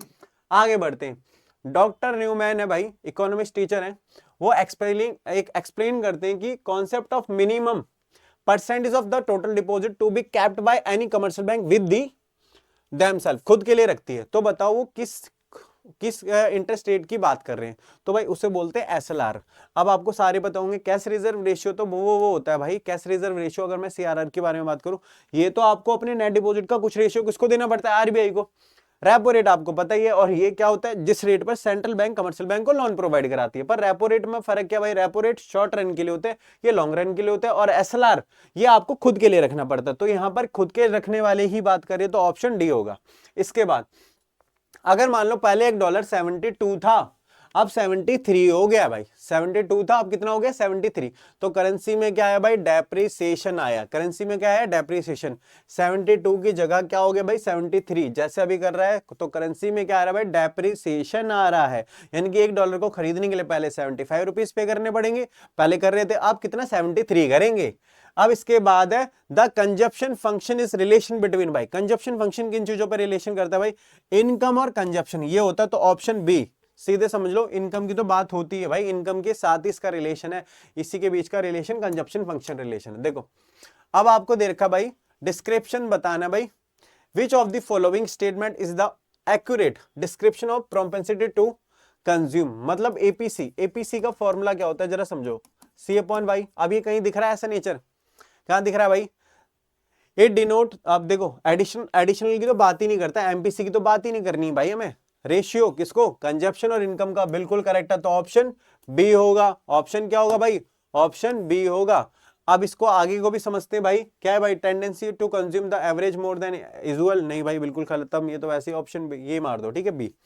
इसके अलावा एमपीएस में बताना तो एस अपॉन वाई है, तो ऑप्शन इसका भी बी हो जाएगा, ऑप्शन बी, यानी कि एस अपॉन वाई। बहुत इजी से क्वेश्चन है भाई, और इसमें ना मैंने बहुत बेहतरीन तरीके से भाई वन शॉट बनाया हुआ भाई, 12 मार्क्स आपके पक्के हो जाएंगे, सारी चीजें उसी में बताई हुई है मैंने, ठीक है। इसके बाद आते हैं 48 क्वेश्चन पर, सॉरी, फंक्शन रिलेशन बिटवीन। अब आपको सेविंग फंक्शन रिलेशन के बारे में बताना है कि किसके बारे में बताता है भाई, तो भाई ये क्या बताएगा, सेविंग फंक्शन की बात हो रही है तो सेविंग और नेशनल इनकम के बीच के ही फंक्शनल रिलेशन को बताता है ना ये, तो क्या होगा, ऑप्शन ए हो जाएगा, ठीक है। अगला, विच of the following statement is not true about aggregates demand in the two sector economy. अब आपको बताना है टू सेक्टर इकोनॉमी के अंदर क्या भाई हमारे पास कौन सी स्टेटमेंट ट्रू नहीं है, कौन सी ट्रू नहीं है, पहले समझो। It is the sum of consumption और सेविंग, भाई पहली नहीं है, क्योंकि भाई सी और आई को बताता है, सी और एस को थोड़ी ना बताएगा, तो यही आंसर हो जाएगा नोट वाला। अब AD curve is starting from the some point that is above the origin. भाई ओरिजिन के अबव से ही स्टार्ट होता है, ये भी सही बता रहा है भाई, चलो ठीक है, एडी यही तो होता है, और ये हमारे पास आई पता है इधर, तो इसी से क्या बनता है हमारे पास, एडी बनता है। एडी किसका समीशन होता है, सी प्लस आई का होता है, चलो ठीक है। अब it is a total of consumption and investment, बिल्कुल ठीक है। और ये एडी क्या करता है, हैज अ पॉजिटिव स्लोप, क्यों, जैसे जैसे इनकम बढ़ेगी वैसे वैसे हमारा जो एडी है वो भी बढ़ता है, ठीक है। चलो इसके बाद मैक्रो का लास्ट क्वेश्चन है, और बड़ा ही बेहतरीन क्वेश्चन है भाई, आपको बताने कंजप्शन कर्व के लिए कौन सी स्टेटमेंट करेक्ट है। तो भाई सबसे पहले it lies above the 45 degrees, भाई 45 डिग्री से अबव पर होता है भाई, break even point, after the break even point नहीं भाई। अगर मैं सीधे साथ बात करूं, इंटरसेक्ट जब क्या करता है भाई, वाई सी के बराबर होता है, वाई सी के बराबर होता है, तो इंटरसेक्ट पॉइंट होता है 45 डिग्री है। अब आपको पता होगा ये पॉइंट बढ़ रहा है और ये 40.5 से बढ़ रहा है। जब एक दूसरे को इंटरसेक्ट करेगा y c के बराबर होगा, तब वहीं पर ही क्या होगा, सॉरी हाँ y c के बराबर होगा, तो इसी को ब्रेक इवन पॉइंट कहा जाता है। तो ऑप्शन इसका क्या होगा भाई, ऑप्शन सी होगा। ऑप्शन क्या होगा, सी होगा। चलो इसके बाद अब आते हैं हम अपने इंडियन इकोनॉमी के सेक्शन में, जहां पर बच्चे गलती करता ही नहीं है। अगर आपके, मैंने बोला सुनकर भी एक ऐसा सेक्शन है, अगर सुन भी लिया ना आपने तो भी अच्छे से क्लियर हो जाएगा। एसेशन रीजन थोड़ा कॉन्सेप्ट पेपर गेम चलता है, बाकी प्रैक्टिस तो मांगता ही है सब्जेक्ट, ठीक है। लॉन्ग क्वेश्चन में दिक्कत आती है पर शॉर्ट क्वेश्चन में इसमें ज्यादा दिक्कत नहीं आती है। अब क्वेश्चन क्या है जरा समझो। 18th सेंचुरी की बात है। Indian village were dash from the economic point of the views. अगर मैं इकोनॉमिक पॉइंट से बात करूं तो भाई हमारी जो कंट्री थी वो कैसी थी, सेल्फ सफिशिएंट थी भाई, डिपेंडेंट नहीं थी। 18th सेंचुरी के बारे में बात कर रहा हूं, तो भाई हम क्या थे, सेल्फ सफिशिएंट थे। सेल्फ सफिशिएंट का मतलब हम दूसरे पे निर्भर नहीं थे। इसके बाद आ जाता है क्वेश्चन कौन सा, टिस्को इनकॉर्पोरेट कब हुआ भाई, 1907, याद रखना। और ये कहां पर हुआ था, जमशेदपुर के अंदर। चलो इसके बाद various detail about the population of the British India is the first collected through the census. कब हुई थी भाई, 1881 में। पूरा क्रोनोलॉजी याद रख लेना। 1881 में हमारी क्या हुई थी भाई, फर्स्ट सेंसस हुई थी। और सबसे पहले जो कलेक्ट करा था भाई हमारे भाई डेगवी ने करा था, दादा भाई नौरोजी थे। पर सबसे ज्यादा सिग्निफिकेंटली या मैं बोलूं रिलीवेंट किसको माना गया था, BK RB राव की। हमने क्या माना था भाई, national income, sorry national income की बात कर रहा हूँ, सेंसस मैंने इंटीग्रेट कर दिया, सॉरी सेंसस अलग है, हाँ। अब इसके बाद 1950 की बात करते हैं। Planning commission of the India was set up with the it's chairperson. अब बात करता हूं 1950 के अंदर जो प्लानिंग कमीशन होता है भाई, उसमें कौन इसका हेड होगा, चेयरपर्सन कौन होगा भाई, प्राइम मिनिस्टर होता है भाई। प्राइम मिनिस्टर, नीति आयोग हो या प्लानिंग कमीशन हो, ठीक है। अगला, what were the intermediator of the land tenurial system in India known as a, भाई किसके नाम से जाना जाता था भाई, किसके नाम से जाना जाता था। या तो हम क्या बोलते थे भाई, या तो हम उसे क्या बोलते थे, जामींदार कहते थे या जागीरदार कहते थे। तो ऑप्शन डी हो जाएगा। ऑप्शन क्या होगा भाई, डी होगा, ठीक है, क्लियर है। चलो अगला क्वेश्चन क्या है, land reform were not successfully implemented all over the India after the independence because. अब जरा समझो, इसके बाद ये बोला गया कि जो लैंड रिफॉर्म में वर नॉट सक्सेसफुली क्यों नहीं हुआ भाई, सक्सेसफुली होने का रीजन क्यों नहीं था। तो देखो पहले अगर मैं बात करता हूं, land reform were not a subject of state list, ऐसा तो नहीं है भाई, बिल्कुल होता है। Not even the single landlord, मतलब स्टेट लिस्ट का मतलब है, जैसा आपने पढ़ा होगा 3 तरह की लिस्ट होती है, कॉन्करेंट लिस्ट, यूनियन लिस्ट और स्टेट लिस्ट। ये थोड़ा पॉलिटिकल मुद्दा है, बट आपको पता है भाई ये तो होता ही है, लैंड रिफॉर्म तो होता ही है, ठीक है। Not even the single landlord ready to give away the land, मतलब कोई जो लैंडलॉर्ड था वो सिंगल अवे नहीं होना चाहता था भाई, ये भी नहीं होगा, ठीक है। अब all the state government were not committed to the implementation of land reform, क्योंकि भाई सारे के सारे स्टेट कमिटेड नहीं करना चाहते थे उसको, लैंड रिफॉर्म को। तो ऑप्शन इसका क्या होगा भाई, सी होगा। ऑप्शन क्या होगा भाई, सी होगा। अब बताओ कोई डाउट भाई, ऑप्शन क्या होगा इसका, सी होगा। चलो आगे बढ़े। अब नेक्स्ट क्वेश्चन की ओर है भाई 57, what does the liberalisation means by. तो मैंने अभी क्लास में बताया भी था बच्चों को, ये एलपीजी था भाई। इसमें क्या कर दिया था, जो भी आपको पता है रेस्ट्रिक्शंस होती थी उन्हें हटा दिया गया था, लाइसेंस पॉलिसी को हटा देना, एलक्यूपी की जगह ही रिप्लेस किया गया था। तो भाई इसका रिलीवेंट आंसर क्या था भाई, क्या करना था, डीरेगुलेशन ऑफ इंडस्ट्रियल सेक्टर, ठीक है, एक्सपेंशन ऑफ वर्ल्ड इकोनॉमी। अगर बात करी जाए giving of the freedom of citizen what ever they want, नहीं भाई नेशनलाइजेशन, भाई डीरेगुलेशन करना था इंडस्ट्रियल सेक्टर को, लाइसेंसिंग पॉलिसी को हटा देना था भाई, लाइसेंसिंग पॉलिसी को क्या करना था, हटाना था, ठीक है। अब इसके बाद नेक्स्ट क्वेश्चन क्या आता है, 1991 के अंदर हमारे पास national rupees was devalued against the foreign currency. अब यहां पर बात करते हैं 1991 के बाद, आपको पता होगा करेंसी को डिवैल्यूड किया गया था। क्यों, क्योंकि हमारे बीओपी बड़े डेफिसिट में थे। अब बीओपी डेफिसिट में थे तो उसे बैलेंस बनाने के लिए आपको क्या करना पड़ा, जो करेंसी थी ना हमारी उसको डिवैल्यूड कर दिया गया। डिवैल्यूड का मतलब ये था पहले के कंपेयर में जो मार्केट वैल्यू है ना उससे ज्यादा प्राइस पर, मान लो फॉर एग्जांपल 80 रुपए चल रहा है, हम बोलते हैं भाई हमें अपने एक्सपोर्ट्स को बढ़ाना है, क्योंकि हम क्या है बेटा बीओपी में डेफिसिट में आ गए हैं, बीओटी में डेफिसिट में आ गए। तो ऐसे केस में क्या करेंगे, हम अपनी करेंसी का डिवैल्यूएशन करते हैं, इंटरफेयर करेगी गवर्नमेंट और डिवैल्यूएशन करके 80 की जगह 85 कर देगी, और इससे क्या होगा, हमारे एक्सपोर्ट्स बढ़ जाएंगे। अब जरा समझो इसमें क्या बोला गया है, क्यों, क्योंकि इंपोर्ट बढ़ाना चाहती थी, नहीं भाई डिवैल्यूएशन इसलिए तो नहीं होता, अनकरेज डोमेस्टिक इंडस्ट्री को नहीं, या बीओपी क्राइसिस को क्या करना चाहती थी, रिजॉल्व करना चाहती थी, बिल्कुल ठीक है भाई। तो यहां पर क्या करना चाहती थी, ऑप्शन सी इसका रिलेवेंट आंसर है। ऑप्शन क्या होगा भाई, सी होगा ऑप्शन, ठीक है, क्लियर है भाई, ऑप्शन सी। चलो इसके बाद आगे बढ़ते हैं हम नेक्स्ट क्वेश्चन की ओर। The liberalisation privatisation globalisation of Indian economy resulted in, अब देखो इसका रिजल्ट क्या पड़ा, डिक्रीज हुई इनकम और एम्प्लॉयमेंट में, बिल्कुल गलत है भाई, ये तो वैसे सीधे सीधे बता रहे हैं answer. Transition of the economy from the socialist pattern to capitalist pattern, कह सकते हैं भाई इकोनॉमी को पहले बांध रखा था, अब कैपिटलिस्ट इकोनॉमी में कन्वर्ट कर दिया था, सही है भाई। अब इंटरजल क्या हुआ भाई, डेवलपमेंट ऑफ द इकोनॉमी, नहीं भाई हम आउटर पर चले गए, अंदर ही नहीं थे। या मैं बोलूं increase the foreign exchange reserve, इससे फॉरेन एक्सचेंज रिजर्व में क्या होगा भाई, रिजर्व हुआ। तो भाई बात करते हैं तो सबसे रिलेवेंट आंसर क्या होगा भाई, हमारा ऑप्शन डी होगा। ऑप्शन क्या होगा भाई, ऑप्शन डी होगा। क्या होगा, ऑप्शन डी। ठीक है, क्लियर है। अब इसके बाद हम बात करते हैं अगले क्वेश्चन की ओर, एसेशन और रीजन में क्वेश्चन एक और। Every year has government fixes target for the disinvestment of the public sector enterprises, हर साल क्या करती है भाई, फिक्स कर देती है टारगेट। गवर्नमेंट क्या करती है, फिक्स करती है टारगेट, ठीक है। और फिक्स करने के बाद यहां पर बात करते हैं क्या, फिक्स करती है टारगेट, ठीक है भाई, कि उसको डिसइन्वेस्ट कर देगा। डिसइन्वेस्ट का मीनिंग होता है भाई जब पब्लिक सेक्टर को, सॉरी जो पब्लिक सेक्टर है उसको प्राइवेट सेक्टर को बेच देना, यही होता है। अब इसके बाद हमारे पास क्या है, disinvestment in the excellent tools for the discarding the loss of incurring the public sector enterprise. Disinvestment क्या करता है, एक एक्सीलेंट टूल है जो लॉस करता है भाई, जो लॉस हो रहा होता है ना पब्लिक सेक्टर, उसको खत्म करता है, डिस्कार्डिंग करता है भाई, डिस्कार्ड करता है। तो ऑप्शन भाई क्या होगा, इसका रीजन भी सही दे रहा है, इसलिए ही डिसइन्वेस्टमेंट क्या है, तो ऑप्शन इसका ए होगा। चलो आगे बढ़े। Ram work in the garments manufacturing unit in Tiruppur में काम कर रहा है भाई, एक किसमें, गारमेंट मैन्युफैक्चरिंग में। He was not given a return appointment letter, उसके पास कोई रिटर्न अपॉइंटमेंट लेटर भी नहीं है। और हिज वेजेस पर डे कितनी है, सिर्फ 200 रुपए है। He doesn't get extra wages for over time, भाई अगर वो एक्स्ट्रा टाइम भी करे तो उसे ओवर टाइम का पैसा नहीं मिलता है। अब he gets weekly paid off on 12,000 on every Saturday, मतलब क्या करता है, अगर वो कोई ऑफ नहीं करता तो हर सैटरडे उसे 1200 रुपए मिल जाते हैं एवरी सैटरडे।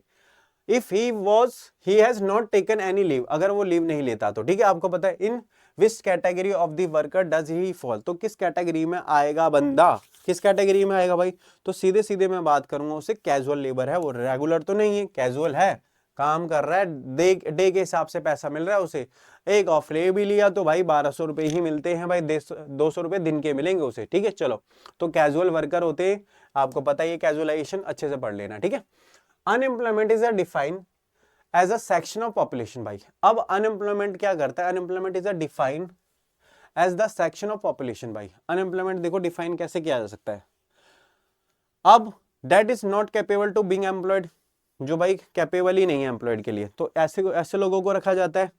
या मैं बात करता हूँ विलिंग टू वर्क और कैपेबल टू फाइंड जॉब, मतलब जो काम करने के इच्छुक भी है और जॉब करने, मतलब जॉब ढूंढने में क्या भाई कैपेबल भी है, तो उन्हीं को हम अनएम्प्लॉयड कहते हैं। ऐसे लोगों को जो काम करने के इच्छुक हैं, इच्छा तो है, विलिंगनेस भी है और काम करने की तलाश भी कर रहे हैं भाई, तो यही क्या कहलाता है भाई, अनएम्प्लॉयमेंट कहलाया जाता है। अब डिफरेंस बिटवीन लेबर फोर्स और वर्क फोर्स, भाई अगर मैं बात करता हूं लेबर फोर्स और वर्क फोर्स के बीच का जो डिफरेंस बचता है वो अनएम्प्लॉयमेंट बचता है। मान लो लेबर फोर्स तो ये है, फॉर एग्जांपल भाई जिसमें 15 से 60 साल के लोग हैं, भाई मैंने बोला लेबर फोर्स में तो आगे भाई मान लो 15,000 लोग हैं, पर लोगों को काम मिला सिर्फ कितने, 10,000 लोग हैं जो जीडीपी में कंट्रीब्यूशन कर रहे हैं, तो बाकी जो 5,000 लोग हुए वो अनएम्प्लॉयड हुए। तो इसका फॉर्मूला क्या बनेगा, अनएम्प्लॉयड लेबर का, ये अच्छे से फॉर्मूले कवर कर लेना, आपको क्लियर हो जाएगा, ठीक है। तो ये ऑप्शन क्या होगा भाई, डी। ऑप्शन क्या होगा, डी। क्लियर है भाई, ऑप्शन क्या होगा, डी। करेक्ट है भाई, चलो हेलो हेलो, ठीक है, करेक्ट है ऑप्शन डी। इसके बाद what is the type of economy adopted by the India, मतलब आपको बताना what is the type of economy adopted by India. India ने कौन सी इकोनॉमी को अपनाया था, तो भाई मिक्स्ड इकोनॉमी। आंखें बंद करके बता दो भाई, मिक्स्ड इकोनॉमी को ही अडॉप्ट करा है भाई, क्योंकि यहाँ पर सोशल वेलफेयर प्लस प्राइवेटाइजेशन दोनों के लिए ही काम करना है, पर सबसे ज्यादा सोशल वेलफेयर के लिए काम किया था शुरुआती दिनों में, ठीक है। The portion of the agriculture produce which is the sold in the market by the farmer is called, जो भाई क्या करता है, ऐसा पोर्शन जो एग्रीकल्चर क्या करता है भाई मार्केट में बेचने के पर्पज से क्या कर रहा है, प्रोड्यूस कर रहा है, तो उसको क्या बोलेंगे, ट्रेड डेफिसिट या मार्केट सरप्लस। भाई मार्केट सरप्लस है, क्यों इतना उसने अपनी खुद के लिए तो कर लिया, बाकी मार्केट सरप्लस हो गया तभी तो बेच रहा है, तो ये होता है मार्केट सरप्लस, ठीक है। चलो 1991 में जो इमीडिएट क्या हुआ था, measures of resolve the balance of payment crisis, balance of payment को क्राइसिस को क्या करना था, तो डिवैल्यूएशन करा गया था। अब इससे पहले क्वेश्चन था devaluation of Indian rupees against the foreign currency, बिल्कुल सही था भाई।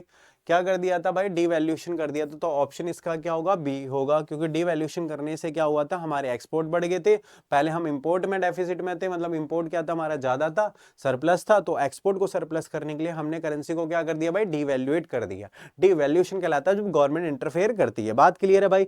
चलो इसके बाद हमें पता लग गया, अगला क्वेश्चन है credit given for a period of 15 year is, भाई जब 15 ईयर के, देखो 3 तरह के लोन होते हैं। एक शॉर्ट रन होता है जो 12 से, मैं बोलूं 6 से 12 महीने का होता है, 12 से 5 साल के लिए होता है, उसे हम क्या बोलते हैं, मीडियम टर्म का।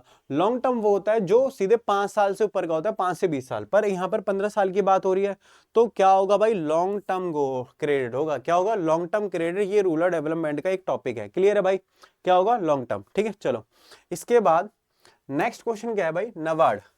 नबार्ड क्या है भाई, नबार्ड एक इंस्टीट्यूशनल है, सबसे अपेक्स होती है, अपेक्स बॉडी है, और जिसको मैंने बताया था भाई 12 जुलाई 1982 में बनाया गया था, सबसे अपेक्स बॉडी है।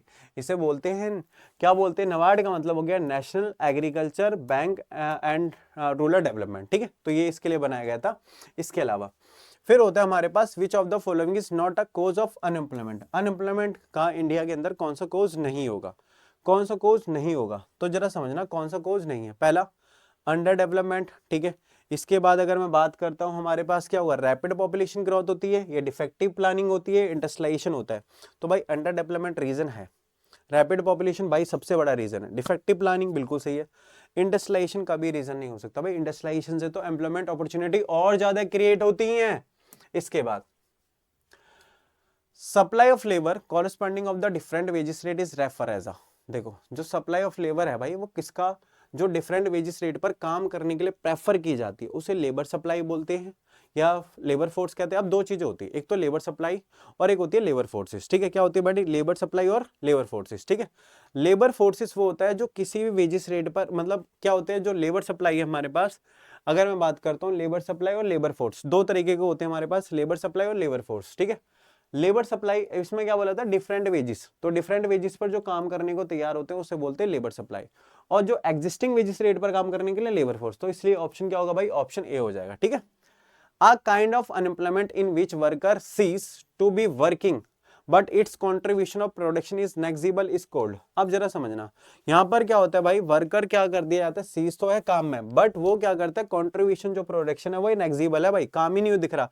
तो ये क्या होगा, डिसगाइज अनएम्प्लॉयमेंट, मतलब रिक्वायरमेंट से ज्यादा लोग लग रहा है पर उसका काम कुछ नहीं होता, नेग्लेक्ट ही हो रहा है, उसके काम को देखा नहीं जा रहा, तो डिसगाइज अनएम्प्लॉयमेंट में आ जाता है।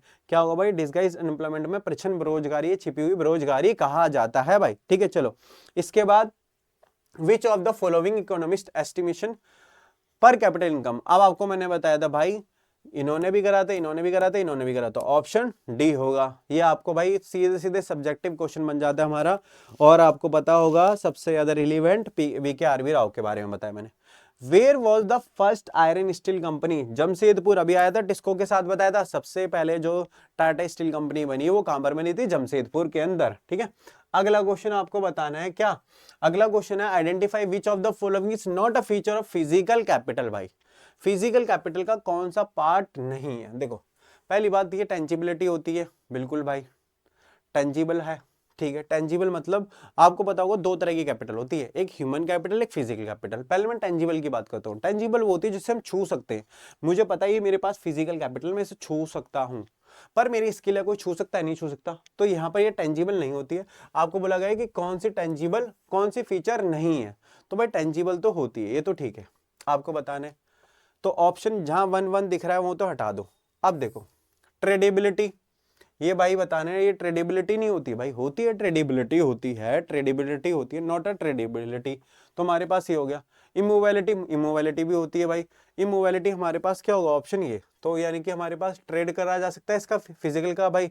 अब आपको बता रहे हैं नॉट अ फीचर, ठीक है, नॉट अ फीचर बोला है ना, ठीक है। चलो अब यहाँ पर क्या बोला है, ट्रेड नहीं हो सकता इसका भाई, ट्रेड हो सकता है, तो ये ठीक है। ऑप्शन ही थोड़ा गलत हो गया भाई, इमोबिलिटी, मोबिलिटी तो हो सकती है इसकी, तो ये थोड़ा ये गलत हो गया है, ऑप्शन थर्ड वाला ही सही होना था, ठीक है। चलो क्लियर है भाई। इसके बाद जो प्राइम जो प्राइम बेनिफिशियरी है बेटा मिनिमम सपोर्टिंग प्राइस, वो किसको मिला है? ये भाई मैंने आपको बताया था, एक प्राइस सीलिंग होता है, एक प्राइस फ्लोर। ये प्राइस फ्लोर में एमएसपी आता है जो सीधे सीधे फायदा पहुंचाता है किसको? पुअर फार्मर्स को। किसको पहुंचाता है? पुअर फार्मर्स को। ठीक है, अगला question, identify the incorrect feature of associates with the formal sector of the unemployment in any economy. भाई जब इकोनॉमी के अंदर ऐसा फीचर जो फॉर्मल सेक्टर के एम्प्लॉयमेंट में आता है इन एनी इकोनॉमी, देखो इनकरेक्ट फीचर बताना है जो क्या करता है फॉर्मल सेक्टर में एम्प्लॉयमेंट में क्या करता है इकोनॉमी के अंदर। तो भाई यहां पर क्या होगा हमारे पास, identify the incorrect feature associates with the formal sector of employment. Formal sector, अब देखो दो सेक्टर होते हैं, एक तो फॉर्मल और एक इनफॉर्मल। कौन सा सेक्टर होता है? एक फॉर्मल और एक इनफॉर्मल सेक्टर होते हैं, फॉर्मल और इनफॉर्मल सेक्टर। अगर मैं बात करता हूं तो फॉर्मल सेक्टर के अंदर क्या होता है आपको बताने की ऐसा कौन सा फीचर है। देखो फॉर्मल सेक्टर में बता दूं, थोड़ा सा क्लियर कर दूं, फॉर्मल सेक्टर वो सेक्टर है जिसके अंदर आपको रेगुलर काम मिलेगा, गवर्नमेंट के अंदर होगा, साथ ही साथ सोशल सिक्योरिटी स्कीम्स मिलेंगी और सारे बेनिफिट मिलेंगे, ओवर टाइम का पैसा भी मिलेगा। पर आपको क्या बताना है कि भाई इसमें से इनकरेक्ट फीचर कौन सा है, किसके लिए? फॉर्मल सेक्टर के लिए। तो आपको ये पता होना चाहिए फॉर्मल इनफॉर्मल सेक्टर के अकॉर्डिंग। तो भाई सबसे बड़ा जो फीचर है भाई, तो इसमें जॉब सिक्योरिटी होती है, बिल्कुल होती है भाई। सोशल सिक्योरिटी बेनिफिट मिलता है, बिल्कुल मिलता है। इर्रेगुलर पेमेंट मिलता है भाई, ये गलत है, ये गलत है। ऑप्शन क्या होगा भाई? फिक्स वर्किंग आवर्स भी मिलते हैं। चलो इसके अलावा read the following statement carefully. अब देखो in order of the address the problem of water and air pollution in India. आपको पता होगा एक ऑर्डर है भाई जिसमें वाटर और एयर पॉल्यूशन है इंडिया के अंदर।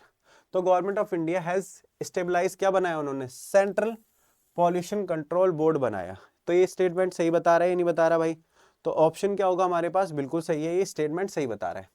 ये क्या होगा भाई? ट्रू होगा। ठीक है, इसके बाद ये बोला गया deforestation lead to the permanent destruction of the indigenous forest. तो भाई क्या करता है, क्योंकि डिफॉरेस्टेशन जब हो रहा था तो ये परमानेंट डिस्ट्रक्शन कर रहा था इंडिजिनस फॉरेस्ट का। तो ये दोनों स्टेटमेंट्स, ये क्या बेटा अगर मैं बात करता हूँ तो ये स्टेटमेंट तो सही बता रहे हैं।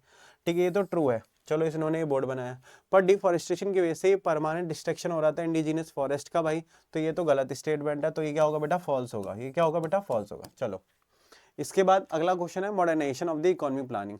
मॉडर्नाइजेशन किस पर ध्यान देता है भाई?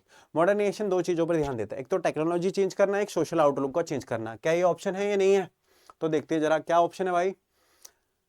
इनोवेटिव टेक्नोलॉजी बिल्कुल सही है। इसके अलावा कुछ दिख रहा है भाई? सोशल आउटलुक, पॉजिटिव चेंज लेकर आता है सोशल आउटलुक के अंदर, बिल्कुल सही है भाई। फोकस ऑन मॉडर्नाइजेशन का भाई इकोनॉमी प्लानिंग में, हाँ इनोवेटिव टेक्नोलॉजी है, सोशल आउटलुक है भाई, ये दोनों ही हैं ब्रिंकिंग, दोनों चीजें भाई। ऑप्शन एक अलग होना चाहिए था मुझे लगता है। अच्छा ये रहे ना, हाँ ठीक है ठीक है, ऑप्शन तो यहाँ है, मैंने सोच रहा भाई। तो ऑप्शन फर्स्ट एंड सेकंड कहाँ दिख रहा है आपको? First and second, option D. चलो मार्जिनल प्रोडक्टिविटी और अनएम्प्लॉयमेंट अंडर, मार्जिनल प्रोडक्टिविटी और अनएम्प्लॉयमेंट जो होता है वो under the unemployment marginal productivity of worker is equal to zero. मतलब मार्जिनल अगर कोई एडिशनल कंज्यूम लग भी रहा है प्रोड्यूसर तो उससे कोई प्रोडक्टिविटी नहीं मिल रही, तो उसे डिसगाइज अनएम्प्लॉयमेंट कहते हैं। दो बार क्वेश्चन रिपीट हुआ ये। अगला, dash is the one of the demographic indicator in Pakistan head of Indian Pakistan. देखो अब आपको बताना है कि आपको कौन सा डेमोग्राफिक इंडिकेटर है जो पाकिस्तान का इंडिया से क्या है, इंडिया का जो है वो पाकिस्तान से ज्यादा है। अब बताना है आपको, अर्बनाइजेशन है, फर्टिलिटी रेट है, पॉपुलेशन डेंसिटी है या सेक्स रेशियो है। तो सबसे बड़ा जो इंडिकेशन होता है भाई वो हमारे पास क्या? फर्टिलिटी रेट है, जो पाकिस्तान का इंडिया से ज्यादा है। मतलब सीधे ये कहना चाहता हूँ कि पाकिस्तानी जिसमें आगे है, क्योंकि आपने पढ़ा था ये 2015 में 2.5% ज्यादा था। ठीक है, अब आउटसोर्सिंग और सेक्टर एंटरप्राइजेस भाई, outsourcing from India has become more intensified of the recent time due to the expansion of, expansion किससे हुआ भाई? इंफॉर्मेशन टेक्नोलॉजी की वजह से आउटसोर्सिंग बढ़ा। Suppose the percentage of casual worker is rising in the economy as a compare to regular, regular worker के compare में अगर कैजुअल वर्कर बढ़ जाए तो ऐसी सिचुएशन को क्या बोलेंगे हम? फॉर्मलाइजेशन बोलेंगे, कैजुअलाइजेशन बोलेंगे, या भाई कैजुअलाइजेशन ही तो बोलेंगे, ऑप्शन सी। चलो इसके बाद एसेसन रीजन है भाई, ईयर को भाई 1921 को ग्रेट डिवीजन ईयर बोला जाता है। क्यों भाई? क्योंकि शार्प राइज, इससे पॉपुलेशन ग्रोथ तेजी से बढ़ी है भाई। ठीक है, तो ऑप्शन ए। ठीक है, मतलब ये सेकंड ट्रांजिशन पीरियड था, ये भी याद रखना, सेकंड ट्रांजिशन पीरियड था जिसमें पॉपुलेशन तेजी से ग्रो करी। ठीक है, चलो इसके बाद आपको ये पॉइंट तो पूरा अच्छी तरीके से क्लियर हो गया, ठीक है। इंडियन इकोनॉमी में कोई ज्यादा ऐसा नहीं है, बहुत जल्दी से याद हो जाती है।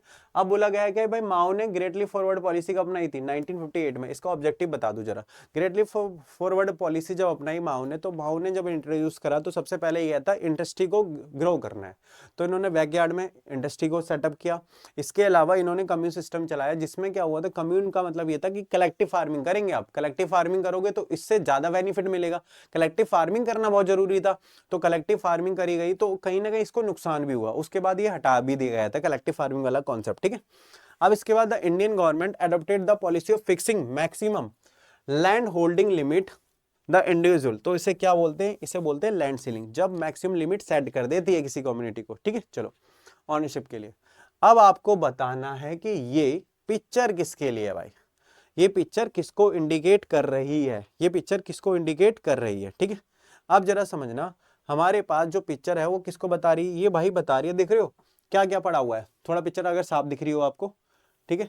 ये क्या क्या दिख रहा है भाई, तो रेगुलेट मार्केट है, मार्केट दिख रही है यहाँ पर, क्या दिख रही है भाई, मार्केट दिख रही है, मुझे तो मार्केट दिख रही है। चलो भाई बदल दे कलर, चलो मार्केट। अगला, identify which of the following measures is not the adopted by the government to improve agriculture marketing. भाई अब आपको बताने कि कौन सा फैक्टर अडॉप्ट नहीं किया गया था गवर्नमेंट के द्वारा जिससे एग्रीकल्चर मार्केटिंग को, देखो भाई कोऑपरेटिव क्रेडिट सोसाइटी बनाई गई थी, अनरेगुलेटेड मार्केट ये वाला ऑप्शन होगा, ठीक है। तो ये हो गया, बेटर ट्रांसपोर्टेशन फैसिलिटीज बनाई थी, और जो आपको पता है वेस्टेज है उसकी इंफॉर्मेशन मतलब बताई गई थी, ठीक है।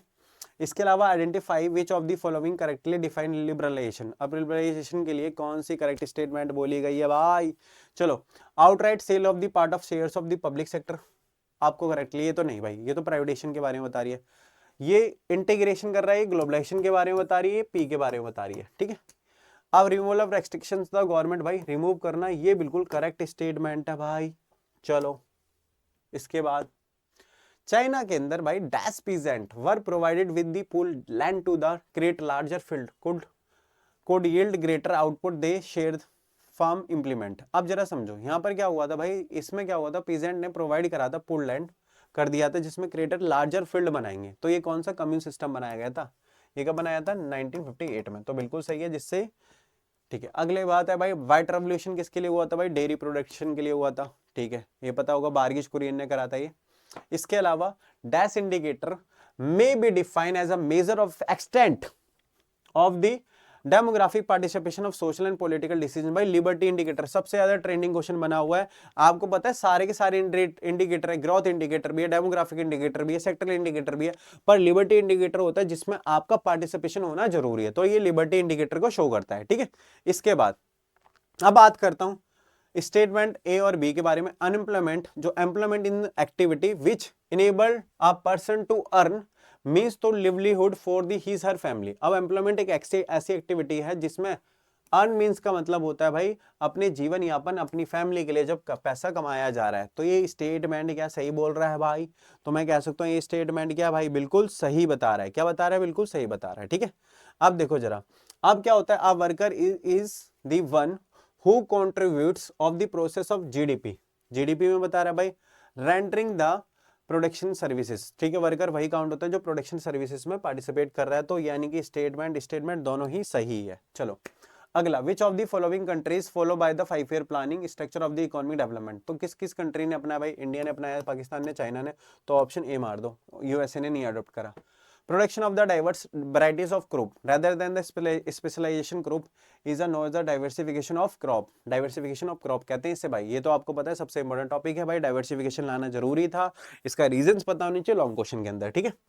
इसके बाद आपको बोला गया people spend of the require information related to the labour और अदर मार्केट के बारे में या लाइक एजुकेशन, इसके बारे में जो एक्सपेंड कर रहे हैं भाई, तो expenditure in the information necessary efficient utilisation of, ये भाई दोनों स्टेटमेंट सही बता रहे हैं, ये इंफॉर्मेशन पे खर्चा बता रहा है, तो ऑप्शन इसका सीधे सीधे टिक कर दो। चलो अब आपको बताना है in the post independent era self reliance था बेटा, वो हमारा कौन सा 5 ईयर प्लान था, तो भाई ये 7th 5 ईयर प्लान था, थर्ड था और 7th भी था हमारे पास, थर्ड नहीं दिया हो तो 7th कर सकते हो आप, ठीक है, जिसमें HCF पर ध्यान दिया गया था, ह्यूमन कैपिटल फॉर्मेशन पर भी, ठीक है। 1985 से लेकर 1990 तक की बात हुई है। चलो इसके बाद आता है हमारे पास 97 suppose as imaginary economy is the experiencing the situation of the rise in the real GDP without any corresponding adequate rise in the unemployment opportunity. अब आपको बताना है कि अपॉर्चुनिटी इन द इकोनॉमी, ठीक है, तो आपको बताना है ऐसे सिचुएशन को क्या बोलेंगे। तो देखो सपोज एक इमेजिनरी इकोनॉमी है जिसमें एक्सपीरियंसिंग की जाती है भाई क्या हमारे पास इस पॉइंट को, ठीक है।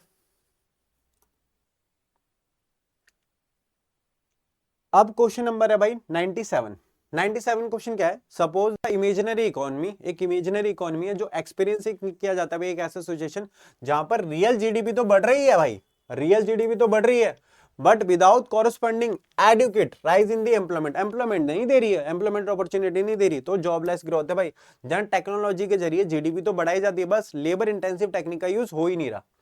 इसके बाद 98 question, the British policies led to the huge employment generation. भाई ये तो गलत हो गया, ह्यूज जनरेशन तो कभी एम्प्लॉयमेंट तो दिया ही नहीं उन्होंने, एम्प्लॉयमेंट जनरेशन तो करा ही नहीं, चाहे वो प्राइमरी हो टर्चरी हो सेकंड हो, कभी काम नहीं करे भाई। ऑप्शन गलत कर दो भाई, गलत स्टेटमेंट। सेकंड क्या है, ये रियल मोटिव क्या था भाई कि जो कॉलोनियल गवर्नमेंट थी इनकी ब्रिटिश गवर्नमेंट, उसका जो ऑब्जेक्टिव था कि इंफ्रा को अच्छा करना था, किसके भाई, इंडिया के बेनिफिट में भाई, बिल्कुल गलत है। तो यानी कि ऑप्शन ऑप्शन ऑप्शन दोनों गलत का है भाई, option D, option D, option D. चलो नेक्स्ट है भाई 99। अब मैं बता दूं आपको 99 जो क्वेश्चन था हमारे पास, क्वेश्चन नंबर 99। तो भाई 1990 से याद आया, 99 से याद आया कि हमारा कोर्स भाई आपका साइंस एंड फन एप्लीकेशन पर आपको सिर्फ और सिर्फ, जरा दोबारा से सुन लो, सिर्फ और सिर्फ 99 का कोर्स सेल हो रहा है भाई। और 99 का जो कोर्स है सिर्फ 1 डे की सेल रहने वाली है, 1 डे का ऑफर रहेगा सिर्फ 24 घंटे के लिए, 25 दिसंबर को क्रिसमस गिफ्ट समझ लीजिए हमारी तरफ से। और ये जिसमें 1.0 2.0 क्रैश कोर्स, या मैं बोलूँ कोई भी महापैक सीयूटी या एनडीए, जो भी आप बैच परचेस करना चाहते हैं, बैच परचेस करना चाहते हैं वो कर सकते हैं सिर्फ 99 में, ट्रिपल डिजिट नहीं, सिर्फ 2 डिजिट के अंदर। तो जल्दी से जाकर भाई अपना 24-25 दिसंबर को पक्का कर लीजिए, 12 बजे से बैठ जाइए भाई और अपना सीट बुक कर लीजिए, ठीक है। अब इसके बाद हमारे पास आता है 99 का question, the purchase of the food grain made by the government on the minimum support price maintain the buffer stock. बिल्कुल भाई बफर स्टॉक को मेंटेन कर दी है। इसके अलावा minimum supporting safeguard the farmer against any sharp fall in the farm productive price. भाई productive price मिल जाए उसे सेफ गार्ड होती है, बिल्कुल सही है, स्टेटमेंट दोनों ही सही है। चलो अगला क्वेश्चन, अब कौन सी सिमिलरिटी है जो इंडिया और पाकिस्तान ने दोनों ने मिलकर अपनाई है भाई, मिक्स इकोनॉमी चलो ठीक है, ग्रीन रेवोल्यूशन ठीक है, ड्यूल प्राइसिंग भाई चाइना ने करा था, कम्युनिस्ट सिस्टम चाइना ने करा था, ग्रेट प्रोलेटेरियन कल्चर चाइना ने करा था। तो इसका आंसर क्या होगा भाई, ऑप्शन सी, ऑप्शन सी। इसी के साथ हमारे बहुत ही बेहतरीन तरीके से 100 क्वेश्चन क्लियर होते हैं। मैंने वीडियो के शुरू में कहा था ईमानदारी से इसके आंसर करना, और ईमानदारी के साथ कमेंट में करो कि आप कमेंट करो कि आपने कितने क्वेश्चन ईमानदारी से सही करे। और जो क्वेश्चन अगर आपको कोई क्वेश्चन डाउटफुल लग रहा है भाई, तो उन टॉपिक को अच्छे से पढ़ो, दोबारा रिपीट करो और उन पे कॉन्सेप्ट अच्छे करो। मैंने पहले ही बोल दिया था अगर आपके एमसीक्यू गलत है इट मींस आपका कॉन्सेप्ट सही नहीं है, तो कॉन्सेप्ट उनको अच्छे से एक बार दोबारा रिपीट करो और उसके साथ ही आपको पूरा परफेक्टली 100 मार्क्स का पेपर अच्छे से क्लियर कर पाओगे। तो भाई मैं विदा चाहता हूं और thank you, thank you, thank you.